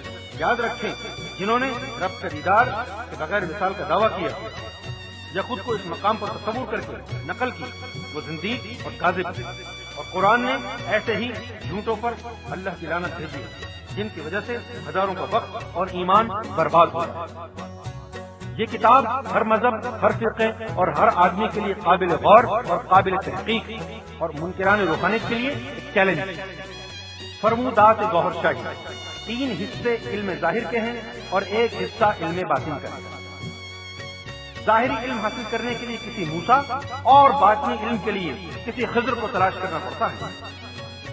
جبریل کے بغیر جو آواز آئی اسے الہام، اور جو علم آیا اسے صحیفے اور حدیث قدسی کہتے ہیں، اور جبریل کے ساتھ جو علم آیا اسے قرآن کہتے ہیں، خواہ وہ ظاہری علم ہو یا باطنی علم، اسے توریت کہیں، زبور کہیں یا انجیل کہیں۔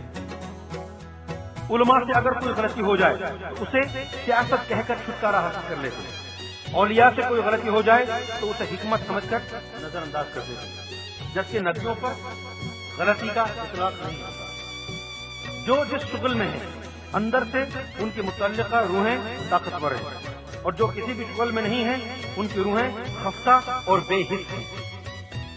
اور جنہوں نے کسی بھی طریقے سے اللہ کا نام ان روحوں میں بسا لیا، پھر ان کا شغل ہمہ وقت ذکر سلطانی اور عشق خدا بندی ہے۔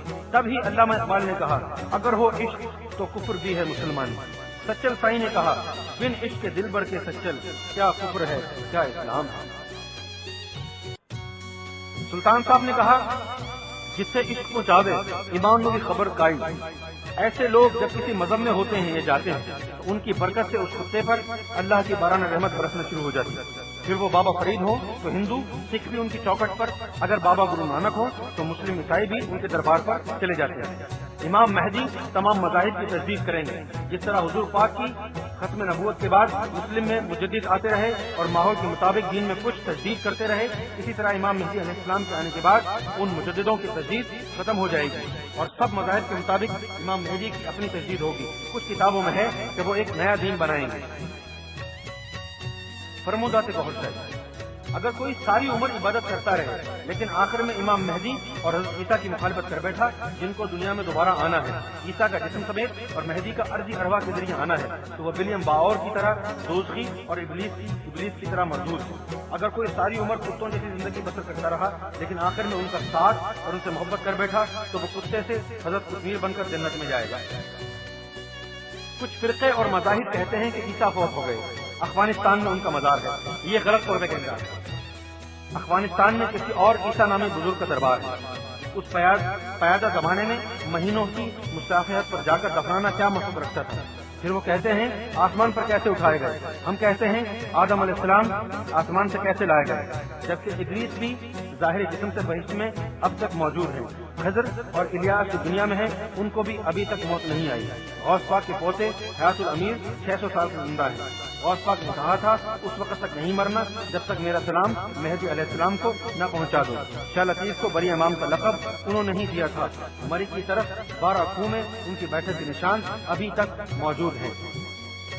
ظاہری گناہ کی سزا جیل، جرمانہ، یہ 1 دن کی پھانسی ہے۔ اگر کوئی راہ فقر میں ہے تو اس کی سزا ملامت ہے، جبکہ باطنی گناہوں کی سزا بہت زیادہ ہے۔ غیبت کرنے والے کی نیکیوں سے جرمانہ فریق دوئم کی نیکیوں میں شامل کیا جاتا ہے۔ حرص، حسد، بخل اور تکبر اس کی لکھی ہوئی نیکیوں کو مٹا دیتے ہیں۔ اگر اس میں کچھ نور ہے تو انبیاء اور اولیاء کی گستاخی اور بغض سے چھن جاتا ہے، جیسا کہ شیخ سنان کا شیخ عبد القادر جیلانی کی گستاخی سے کشف و کرامات کا طلب ہو جانا۔ واقعہ ہے کہ جب باعث اسلامی کو پتہ چلا کہ ایک شخص ان کی برائی کرتا ہے تو آپ نے اس کا وظیفہ مقرر کر دیا۔ وہ وظیفہ بھی لیتا رہا اور برائی بھی کرتا رہا۔ ایک دن اس کی بیوی نے کہا نمک حرامی چھوڑ، یا وظیفہ چھوڑ یا برائی چھوڑ۔ پھر اس نے تعریف کرنا شروع کر دی۔ آپ کو جب تعریف کا پتہ چلا تو اس کا وظیفہ بند کر دیا۔ پھر وہ آپ کی خدمت میں حاضر ہوا اور کہا کہ جب برائی کرتا تھا وظیفہ ملتا تھا، اب تعریف کی وجہ سے وظیفہ بند کیوں ہوا؟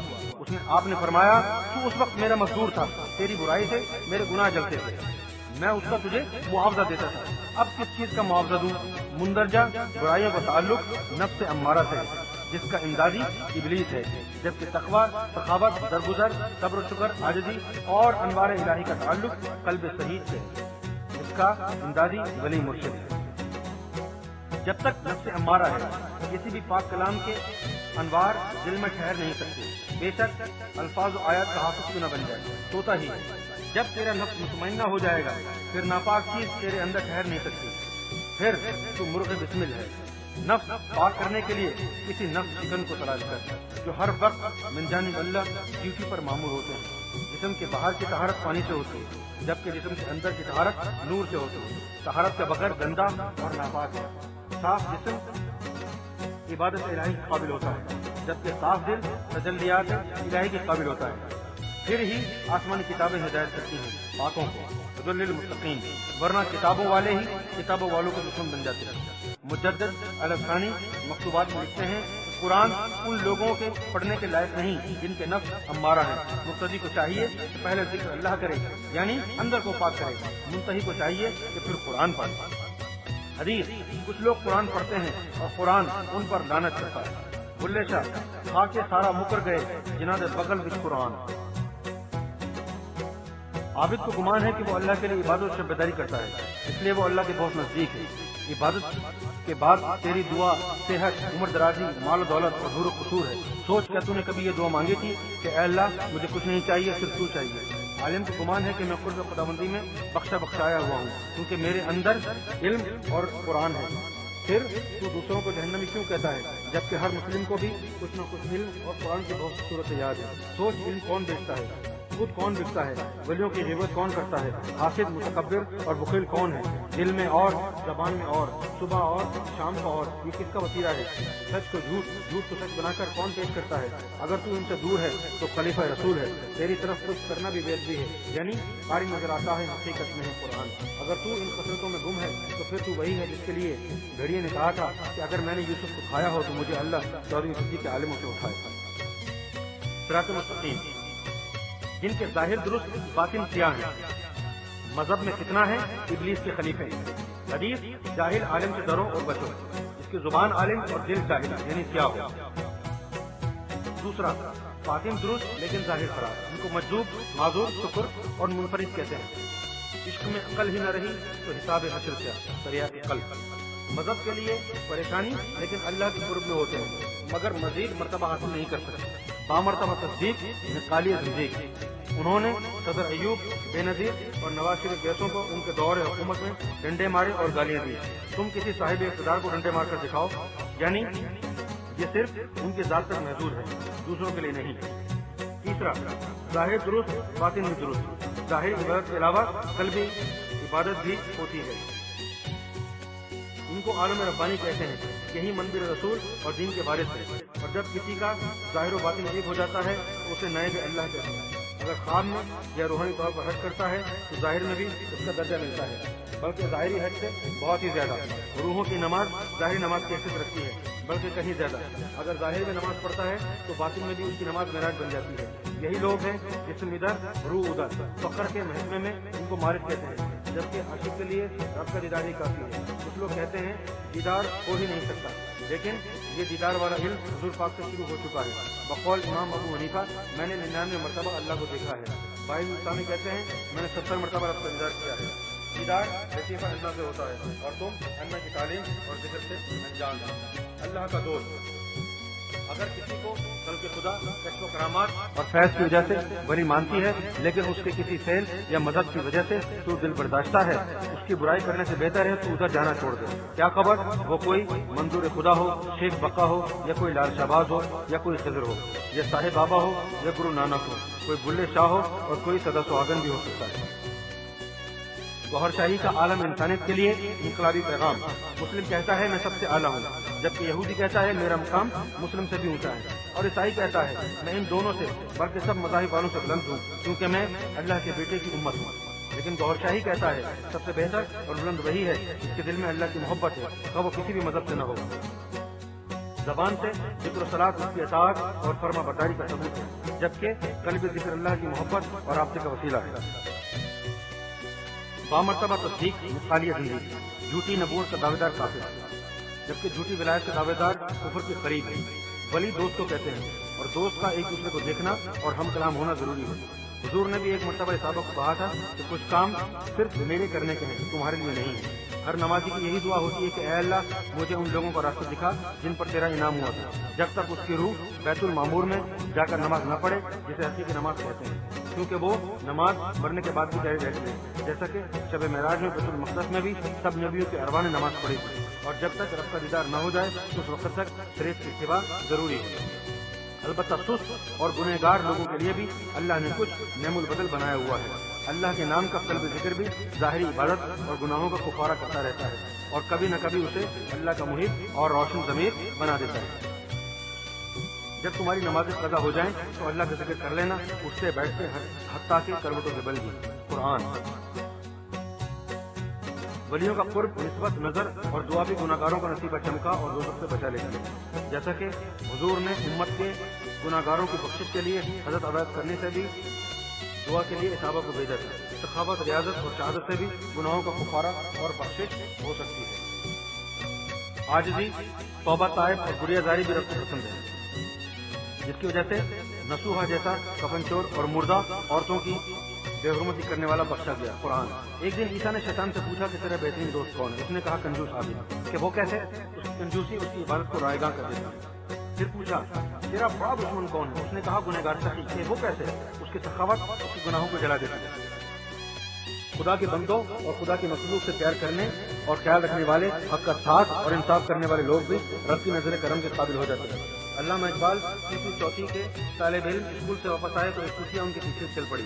آپ سیڑھیوں پر چڑھ گئے اور وہ بے حسی سے دیکھتی رہی۔ آپ نے سوچا شاید بھوکی ہے۔ ان کے والد نے ان کے لیے ایک پراٹھا رکھا ہوا تھا، انہوں نے آدھا کتیا کو ڈال دیا اور فوراً کھا گئی۔ پھر بے حسی سے دیکھنے لگی۔ آپ نے باقی آدھا بھی اسے ڈال دیا اور خود سارا دن بھوکا رہے۔ رات کو ان کے والد کو بشارت ہوئی تمہارے بیٹے کا عمل مجھے پسند آیا اور وہ میرا منظور نظر ہو گیا۔ جب کہ صبح 3 ہرنی کا بچہ جنگل سے اٹھا کر چل پڑا، دیکھا کہ گھوڑے کے پیچھے ہرنی بھی دوڑ رہی ہے۔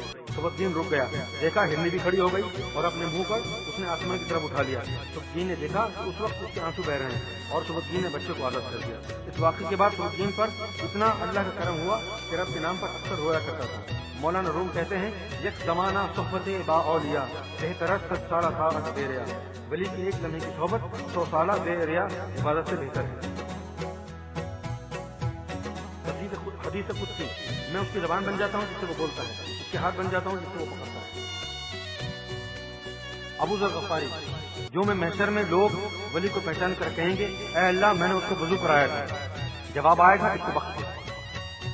دوسرا کہے گا یا اللہ میں نے اسے کپڑے پہنائے، یہ کھانا کھلایا تھا، جواب آئے گا اسے بھی بخش دے۔ اس طرح بھی بے شمار لوگ ان کے ذریعے بخشے جائیں گے۔ حدیث قدسی، جس کسی نے میرے ولی کے ساتھ دشمنی کری میں اس کے خلاف اعلان جنگ کرتا ہوں۔ اللہ کی جنگ ایک دن کا سر کاٹنا نہیں ہوتا، بلکہ ان کا ایمان کاٹ دیا جاتا ہے، جو اگلی ساری زندگی میں دوزخ میں روزانہ اذیت سے سر کٹتا رہے گا۔ جیسا کہ ولیم باور، جو بہت بڑا عالم اور عابد تھا لیکن موسیٰ کی دشمنی کی وجہ سے دوزخ میں ڈال دیا گیا۔ لوگ کہتے ہیں رب عبادت سے ملتا ہے، ہم کہتے ہیں رب دل سے ملتا ہے۔ عبادت دل کو صاف کرنے کا ذریعہ ہے، اگر عبادت سے دل صاف نہیں ہوا تو رب سے بہت دور۔ حدیث، نہ عملوں کو دیکھتا ہوں نہ شکلوں کو، بلکہ نیتوں اور قلوب کو دیکھتا ہوں۔ البتہ عبادت سے جنت مل سکتی ہے، لیکن جنت بھی رب سے بہت دور ہے۔ یہ علم باطن صرف ان لوگوں کے لیے ہے جو حور و بہشت کی پرواہ کیے بغیر رب سے محبت، قرب اور وصال چاہتے ہیں۔ پھر بقول سورہ کہف اللہ انہیں کسی ولی مرشد سے ملا دیتا ہے۔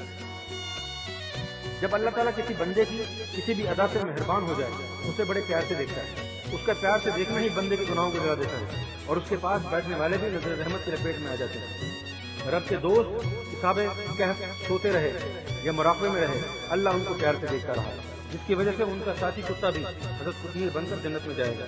جبکہ شیخ فرید اللہ کی نظر رحمت میں آئے تو ساتھ بیٹھا ہوا چرواہا بھی رنگا گیا۔ جب اللہ ابو الحسن کی کسی ادا پر مہربان ہوا تو ہم کہانی کا سلسلہ شروع ہو گیا۔ ایک دن اسے کہا اے ابو الحسن، اگر تیرے متعلق میں لوگوں کو بتا دوں تو لوگ تجھے پتھر مار مار کر ہلاک کر۔ انہوں نے جواب دیا کہ اگر میں تیرے متعلق لوگوں کو بتا دوں کہ تو کتنا مہربان ہے تو تجھے کوئی سجدہ نہ کرے۔ رب نے کہا ایسا کر، نہ تو بتا نہ ہم بتاتے ہیں۔ جب تیسری بار زید کو شراب کے جرم میں لایا گیا، صحابہ نے کہا اس پر لعنت، بار بار اسی جرم میں آتا ہے۔ حضور پاک نے فرمایا لعنت مت کرو، یہ اللہ اور اس کے حبیب سے محبت بھی کرتا ہے۔ جو اللہ رسول سے محبت کرتے ہیں دوزخ میں نہیں جا سکتے۔ بے شک اللہ کل مخلوق سے پیار کرتا ہے اور سب مخلوق کا خیال رکھتا ہے۔ معذور کیڑے کو بھی پتھر میں بھی رزق پہنچاتا ہے، لیکن جس طرح نافرمان اولاد کو سزا اور آگ کیا جاتا ہے، اسی طرح نافرمانوں اور گستاخوں کے لیے وہ قہار بن جاتا ہے۔ یقین کرو تمہیں بھی رب دیکھنا چاہتا ہے، لیکن تم انجان، لاپرواہ یا بدبخت جسے لوگ دیکھتے ہیں اسے روز صابن سے دھوتے ہو، روز کریم لگاتے اور خط بناتے ہو، اور جسے رب نے دیکھنا ہے کیا تو نے اسے کبھی دھویا ہے؟ حدیث، ہر چیز کو دھونے کے لیے کوئی نہ کوئی آلہ ہے، جبکہ دلوں کو دھونے کے لیے اللہ کا ذکر ہے۔ پاکیزہ محبت کا تعلق بھی دل سے ہوتا ہے۔ زبان سے آئی لو یو کہنے والے مکار ہوتے ہیں، محبت کی نہیں جاتی، ہو جاتی ہے جو بھی دل میں اتر جائے۔ رب کو دل میں اتارنے کے لیے تصور، قلب ذکر اور ولی اللہ ہوتا ہے۔ صرف گاڑی کا انجن منزل مقصود تک نہیں پہنچ سکتا جب تک دوسری چیزیں بھی یعنی اسٹیئرنگ، ٹائر وغیرہ نہ ہو۔ اسی طرح نماز بھی تزکیہ نفس اور تزکیہ قلب کے بغیر ادھوری ہے۔ اگر ان لوازمات کے بغیر نماز ہی سب کچھ اور جنت ہے تو پھر تم دوسروں کو کافر، مرشد اور دوستی کیوں کہتے ہو جبکہ وہ بھی نماز پڑھتے ہیں؟ فرق یہ ہے کہ کوئی عیسیٰ کے گدھے پر سوار ہے اور کوئی دجال کے گدھے پر سوار ہے، یعنی اندر سے دونوں کالے۔ صرف عقیدوں کا فرق ہوا، جبکہ عقیدے ادھر رہ جائیں گے، اندر کی روحیں آگے جائیں گے۔ زبان میں نماز لیکن دل میں خرافات، حرص و حسد، یہ نماز صورت کہلاتی ہے۔ عام لوگ اسی سے خوش فہمی میں مبتلا رہتے ہیں اور فرقہ بندی کا شکار ہوتے رہتے ہیں۔ ان کی دین میں تبلیغ فتنہ بن جاتی ہے۔ فرض کیا تم 10-15 سال سے کسی فرقے میں رہ کر عبادت کرتے رہے، پھر تم دوسرے فرقے کو صحیح سمجھ کر اس میں شامل ہو گئے۔ اس کا مقصد تمہارا پہلا فرقہ باطل تھا، باطل کی عبادت قبول ہی نہیں ہوتی، یعنی تم نے 10-15 سال نمازوں کو جھٹلایا۔ ہو سکتا ہے نیا فرقہ بھی باطل ہو، پھر پچھلی بھی گئی اور اگلی بھی گئی۔ پٹی اتری تو کولو کے بیل کی طرح وہیں موجود پایا۔ عمر برباد ہونے سے بہتر تھا کسی کامل کو ڈھونڈ لیتے۔ گوہر شاہی کا عقیدہ، سب مذاہب کے نیکوکاروں اور عابدوں کو ایک لائن میں کھڑا کر دیا جائے. رب کو کہو اس کو دیکھے گا. جس طرح تیری نظر چمکتے ہوئے ستاروں پر پڑتی ہے، وہ مریخ ہو یا عطارد ہو یا بے نام ستارہ ہو، اسی طرح رب بھی چمکتے دلوں کو دیکھتا ہے، وہ مذہب والے ہوں یا بے مذہب.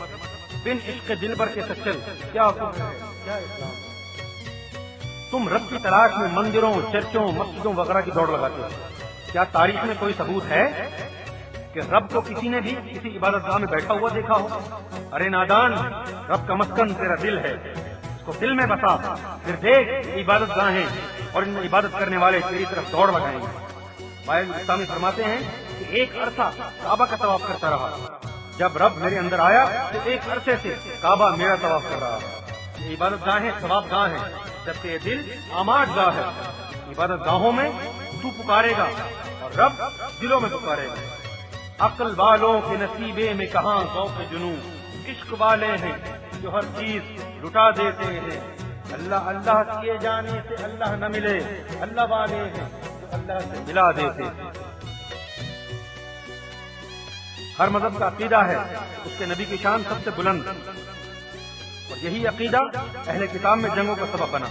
بہتر ہے تم روحانیت کے ذریعے نبیوں کی محفل میں پہنچ جاؤ، پھر ہی پتہ چلے گا کہ کون کس مقام پر ہے اور کون کس درجے پر ہے. دوستو، اللہ نے اسی وقت کے لیے فرمایا تھا ہم تمہیں عنقریب دکھائیں گے اپنی نشانیاں زمین و آسمان پر، حتیٰ کہ تمہارے نفوس میں بھی. فرمانے گوھر شاہی ہے تمام انسانوں کی ارضی ارواح اس دنیا میں کئی بار دوسرے جسموں میں جنم لیتی ہیں.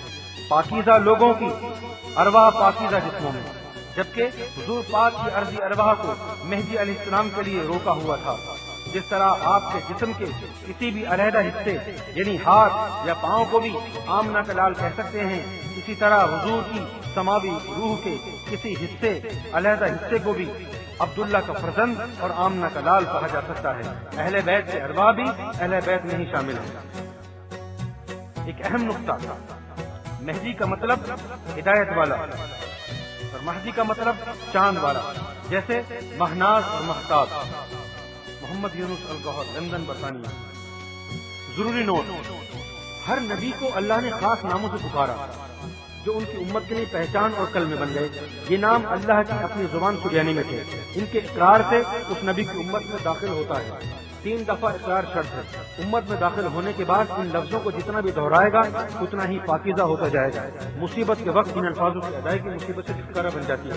قبر میں بھی یہ الفاظ حساب کتاب میں کمی کا سبب بن جاتے ہیں. حتیٰ کہ بحث داخلے کے لیے بھی ان الفاظ کی ادائیگی شرط ہے. ہر امت کو چاہیے کہ اپنے نبی کے کلمے کو یاد کریں اور صبح شام جتنا بھی ہو سکے ان کو پڑھیں. ہدایت کے لیے آسمانی کتابیں آپ اپنی زبان میں پڑھ سکتے ہیں، لیکن عبادت کے لیے اصلی کتاب کی اصلی عبارتیں زیادہ فیض پہنچاتی ہیں. رسولوں کے کلمے یہ ہیں. عیسائیوں کا کلمہ لا الہ الا اللہ عیسیٰ روح اللہ. ترجمہ، اللہ کے سوا کوئی معبود نہیں، عیسیٰ اللہ کی روح ہے. یہودیوں کا کلمہ لا الہ الا اللہ موسیٰ کلیم اللہ. ترجمہ، اللہ کے سوا کوئی معبود نہیں، موسیٰ اللہ سے بات چیت کرتے ہیں. ابراہیموں کا کلمہ لا الہ الا اللہ ابراہیم خلیل اللہ. ترجمہ، اللہ کے سوا کوئی معبود نہیں، ابراہیم اللہ کے دوست. مسلمانوں کا کلمہ لا الہ الا اللہ محمد رسول اللہ. ترجمہ، اللہ کے سوا کوئی معبود نہیں، محمد اللہ کے رسول ہے.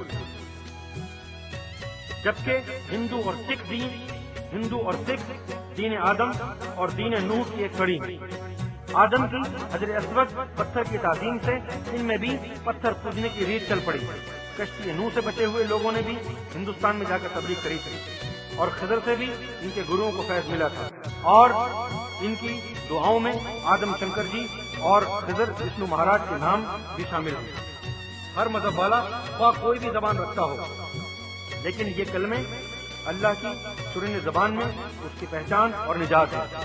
عام انسان کے لیے روزانہ کم سے کم 37 مرتبہ اللہ اور رسول کو صبح اور شام یاد کرنا ضروری ہے. دنیاوی مصیبتوں سے محفوظ کے لیے روزانہ 99 مرتبہ صبح اور شام میں جتنا ہو سکے.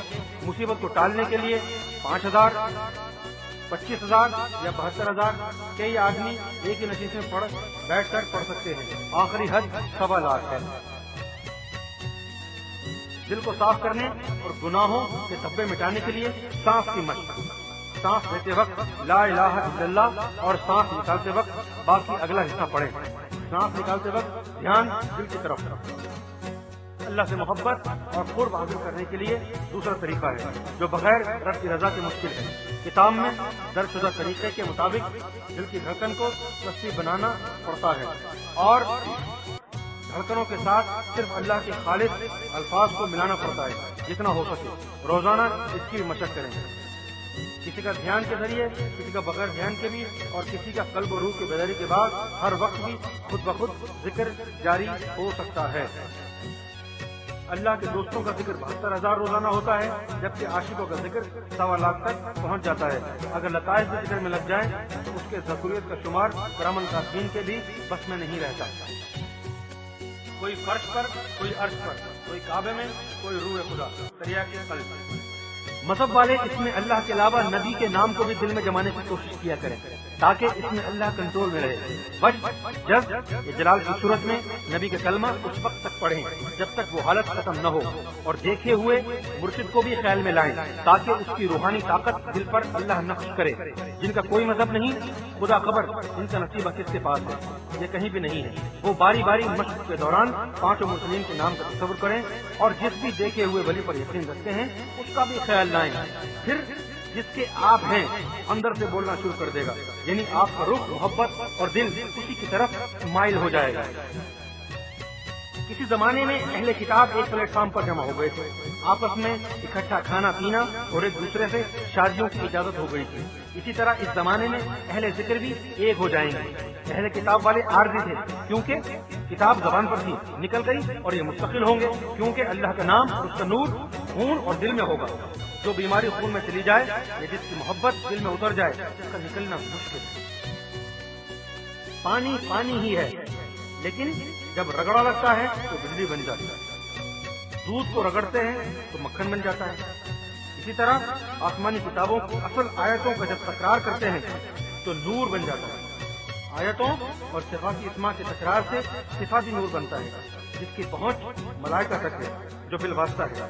یہ وحدت الوجود کا مقام ہے، لیکن اللہ کے ذاتی نام کے تکرار کے نور کی پہنچ ذات تک ہے جو بالواسطہ ہے اور وحدت الشعور سے تعلق رکھتا ہے۔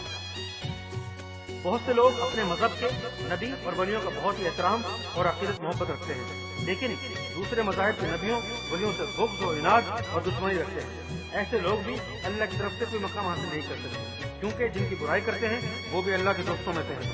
اللہ کی مرضی سے ہی مختلف مذہبوں اور قوموں میں تعینات کیے گئے۔ چند محب ارواح کے چشمدید واقع۔ ایک عدلی روح کا واقعہ۔ میں امریکہ میں نصف شب کے قریب ایک جنگل سے گزرا، دیکھا ایک شخص ایک درخت کے آگے سجدہ ریز ہو کر گڑ گڑا رہا ہے۔ تقریباً 1 گھنٹے بعد میری واپسی ہوئی، ابھی بھی وہ اسی حالت میں تھا۔ میں قریب جا کر رک گیا۔ اس نے مجھے محسوس کر کے سجدے سے سر اٹھایا اور کہا مجھے ڈسٹرب کیوں کیا؟ میں نے کہا میں بھی رب کی تلاش میں ہوں، لیکن درخت سے کیسے رب ملے گا؟ بہتر تھا کسی مذہب کے ذریعے رب کو حاصل کرتا۔ کہنے لگا بائبل، قرآن، جو بھی آسمانی کتابیں ہیں میں ان کی اوریجنل زبان نہیں جانتا، اور ان کتابوں کے جو ترجمے ہیں میں ان سے مطمئن نہیں ہوں، کیونکہ ان میں زبردست انداز ہے جس کی وجہ سے یہ یقین نہیں ہو سکتا کہ یہ کسی ایک ہی خدا کی طرف سے بھیجی ہوئی کتابیں ہیں۔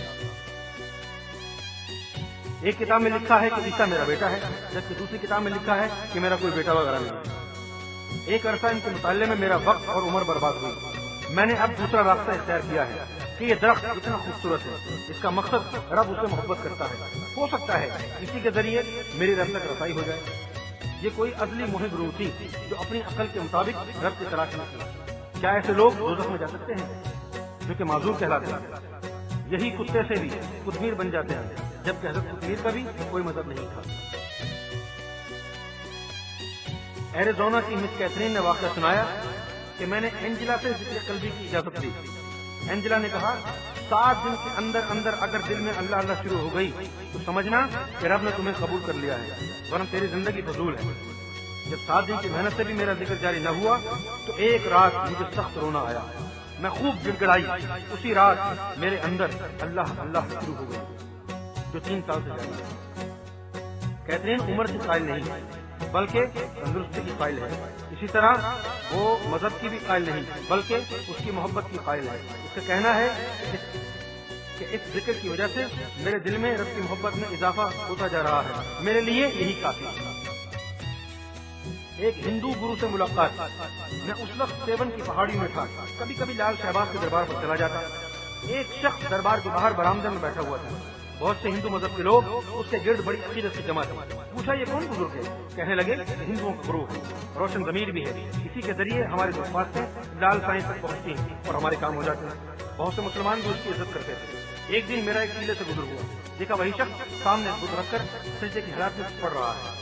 دوسرے دن دربار میں ملاقات ہوئی، میں نے کہا کچھ جیسے روشن ضمیر کا مٹی کے بت کو پوجنا میری سمجھ سے باہر ہے۔ اس نے جواب دیا میں بھی اسے کوئی رب نہیں سمجھتا، البتہ میرا عقیدہ ہے اور تمہاری کتابوں میں بھی لکھا ہے کہ اللہ نے انسان کو اپنی صورت پر بنایا، اس وجہ سے طرح طرح کی صورتیں بنا کر پوچھتا ہوں، پتہ نہیں کون سی صورت ہم سے مل جائے گی۔ اس نے کہا تو بھی روشن ضمیر ہے، بتا کہ اللہ کی صورت کیسی ہے اور کس بت سے ملتی ہے تاکہ میں اسے منظور کروں۔ میری عمر کوئی 16-17 کے لگ بھگ تھی۔ اپنے خاندانی بزرگ بابا گوہر علی شاہ کے دربار پر ایک دن سورہ مزمل کی تلاوت کر رہا تھا، اتنے میں ایک لمبی قد کا آدمی فقیری ہولی میں میرے سامنے آیا اور کہنے لگا خام خواہ چنے چبا رہا ہے۔ بزرگ صورت تھا، میں خاموش رہا، لیکن دل میں یہی تھا کہ ضرور کوئی شیطان ہے جو مجھے تلاوت سے روک رہا ہے۔ عرصہ گزر گیا، جب ذکر کل جاری ہوا تو میری عمر 35 سال کے لگ بھگ تھی۔ بتائے ہوئے طریقے سے زبان سے سورہ مزمل کی آیت پڑھ رہا تھا، پھر خاموش ہو جاتا کہ دل پڑے، پھر دل سے اسی آیت کی آواز آتی۔ ایک دن اسی مشق میں مگن اور مصروف تھا کہ پھر وہی شخص اسی حلیے میں ظاہر ہوا اور کہنے لگا اب تو قرآن پڑھ رہا ہے، جب تک تریاق معدے میں نہ جائے شفا نہیں ہوتی، جب تک کلام الہی دل میں نہ اترے کوئی بات نہیں بنتی۔ اس نے شعر سنایا زبانی کلمہ ہر کوئی پڑھدا، دلدا پڑھدا کوئی ہو، دلدا کلمہ عاشق پڑھ دے کی جانن یار گلوئی ہو۔ داتا دربار کی مسجد میں جب نماز سے فارغ ہوا، دیکھا کہ ایک عمر رسیدہ شخص نمازیوں کی جوتیاں سیدھی کر رہا ہے۔ میں نے بھی یہ محسوس کیا کہ سوائے جوتیاں سیدھی کرنے کے اس نے کوئی نماز نہیں پڑھی۔ کیونکہ میں پچھلی صف میں تھا، جاتے وقت میں نے کہا آپ نے نماز تو نہیں پڑھی، اس جوتیوں سے آپ کو کیا ملے گا؟ کہنے لگا نماز تو عمر بھر نہیں پڑھی، اب بڑھاپے میں نماز پڑھنے سے بخشش کی کیا امید رکھوں؟ بس ایک امید قائم ہے، اتنے لوگوں میں سے کوئی تو ایک رب کا دوست ہوگا، شاید اس ادا سے ہی وہ یا اس کا یار خوش ہو جائے۔ میں نے کہا نماز سے بڑھ کر کوئی ادا نہیں۔ کہنے لگا یار سے بڑھ کر کوئی چیز نہیں، اگر وہ راضی ہو جائے تو۔ 3 سال کی قلت کشی کے بعد ایک دن محفل حضوری نصیب ہوئی، دیکھا وہی شخص یار قدموں میں تھا۔ پھر یہ شعر یاد آیا، گناہگار پہنچے درے پاک پر، زاہد و پارسا دیکھتے رہ گئے۔ کتاب کی روشناس کے لیے چند اختصابات۔ اگر آپ کسی مذہب میں ہیں لیکن اللہ کی محبت سے محروم ہیں، ان سے وہ بہتر ہے جو کسی مذہب میں نہیں لیکن اللہ کی محبت رکھتے ہیں۔ محبت کا تعلق دل سے ہے، جب دل کی دھڑکن کے ساتھ اللہ اللہ ملایا جاتا ہے تو وہ خون کے ذریعے نس نس میں پہنچ کر روحوں کو جگاتا ہے، جو روحیں اللہ کے نام سے سرشار ہو کر اللہ کی محبت میں چلی جاتی ہیں۔ رب کا کوئی بھی نام کسی بھی زبان میں ہو قابل تعظیم ہے، لیکن رب کا اصلی نام سریانی زبان میں اللہ ہے جو کہ عرشوں کی زبان ہے۔ اسی نام سے فرشتے اسے پکارتے ہیں اور ہر نبی کے کلمے کے ساتھ منسلک ہے۔ جو بھی شخص سچے دل سے رب کی تلاش میں بحر و بر میں ہے وہ قابل تعظیم ہے۔ اس دنیا میں ایک ہی وقت میں علیحدہ علیحدہ خطوں میں کئی آدم آئے، تمام آدم دنیا میں دنیا ہی کی مٹی سے بنائے گئے، جبکہ آخری آدم جو عرب میں دفن ہے بہشت کی مٹی سے واحد بنائے گئے۔ ان کے سوا کسی اور آدم کو فرشتوں نے سجدہ نہیں کیا۔ ابلیس کسی آدم کی اولاد کا دشمن ہوا۔ انسان کے جسم میں 7 قسم کی مخلوقیں ہیں جن کا تعلق علیحدہ علیحدہ آسمانوں، علیحدہ علیحدہ بہشتوں اور انسان کے جسم میں علیحدہ علیحدہ کاموں سے ہے۔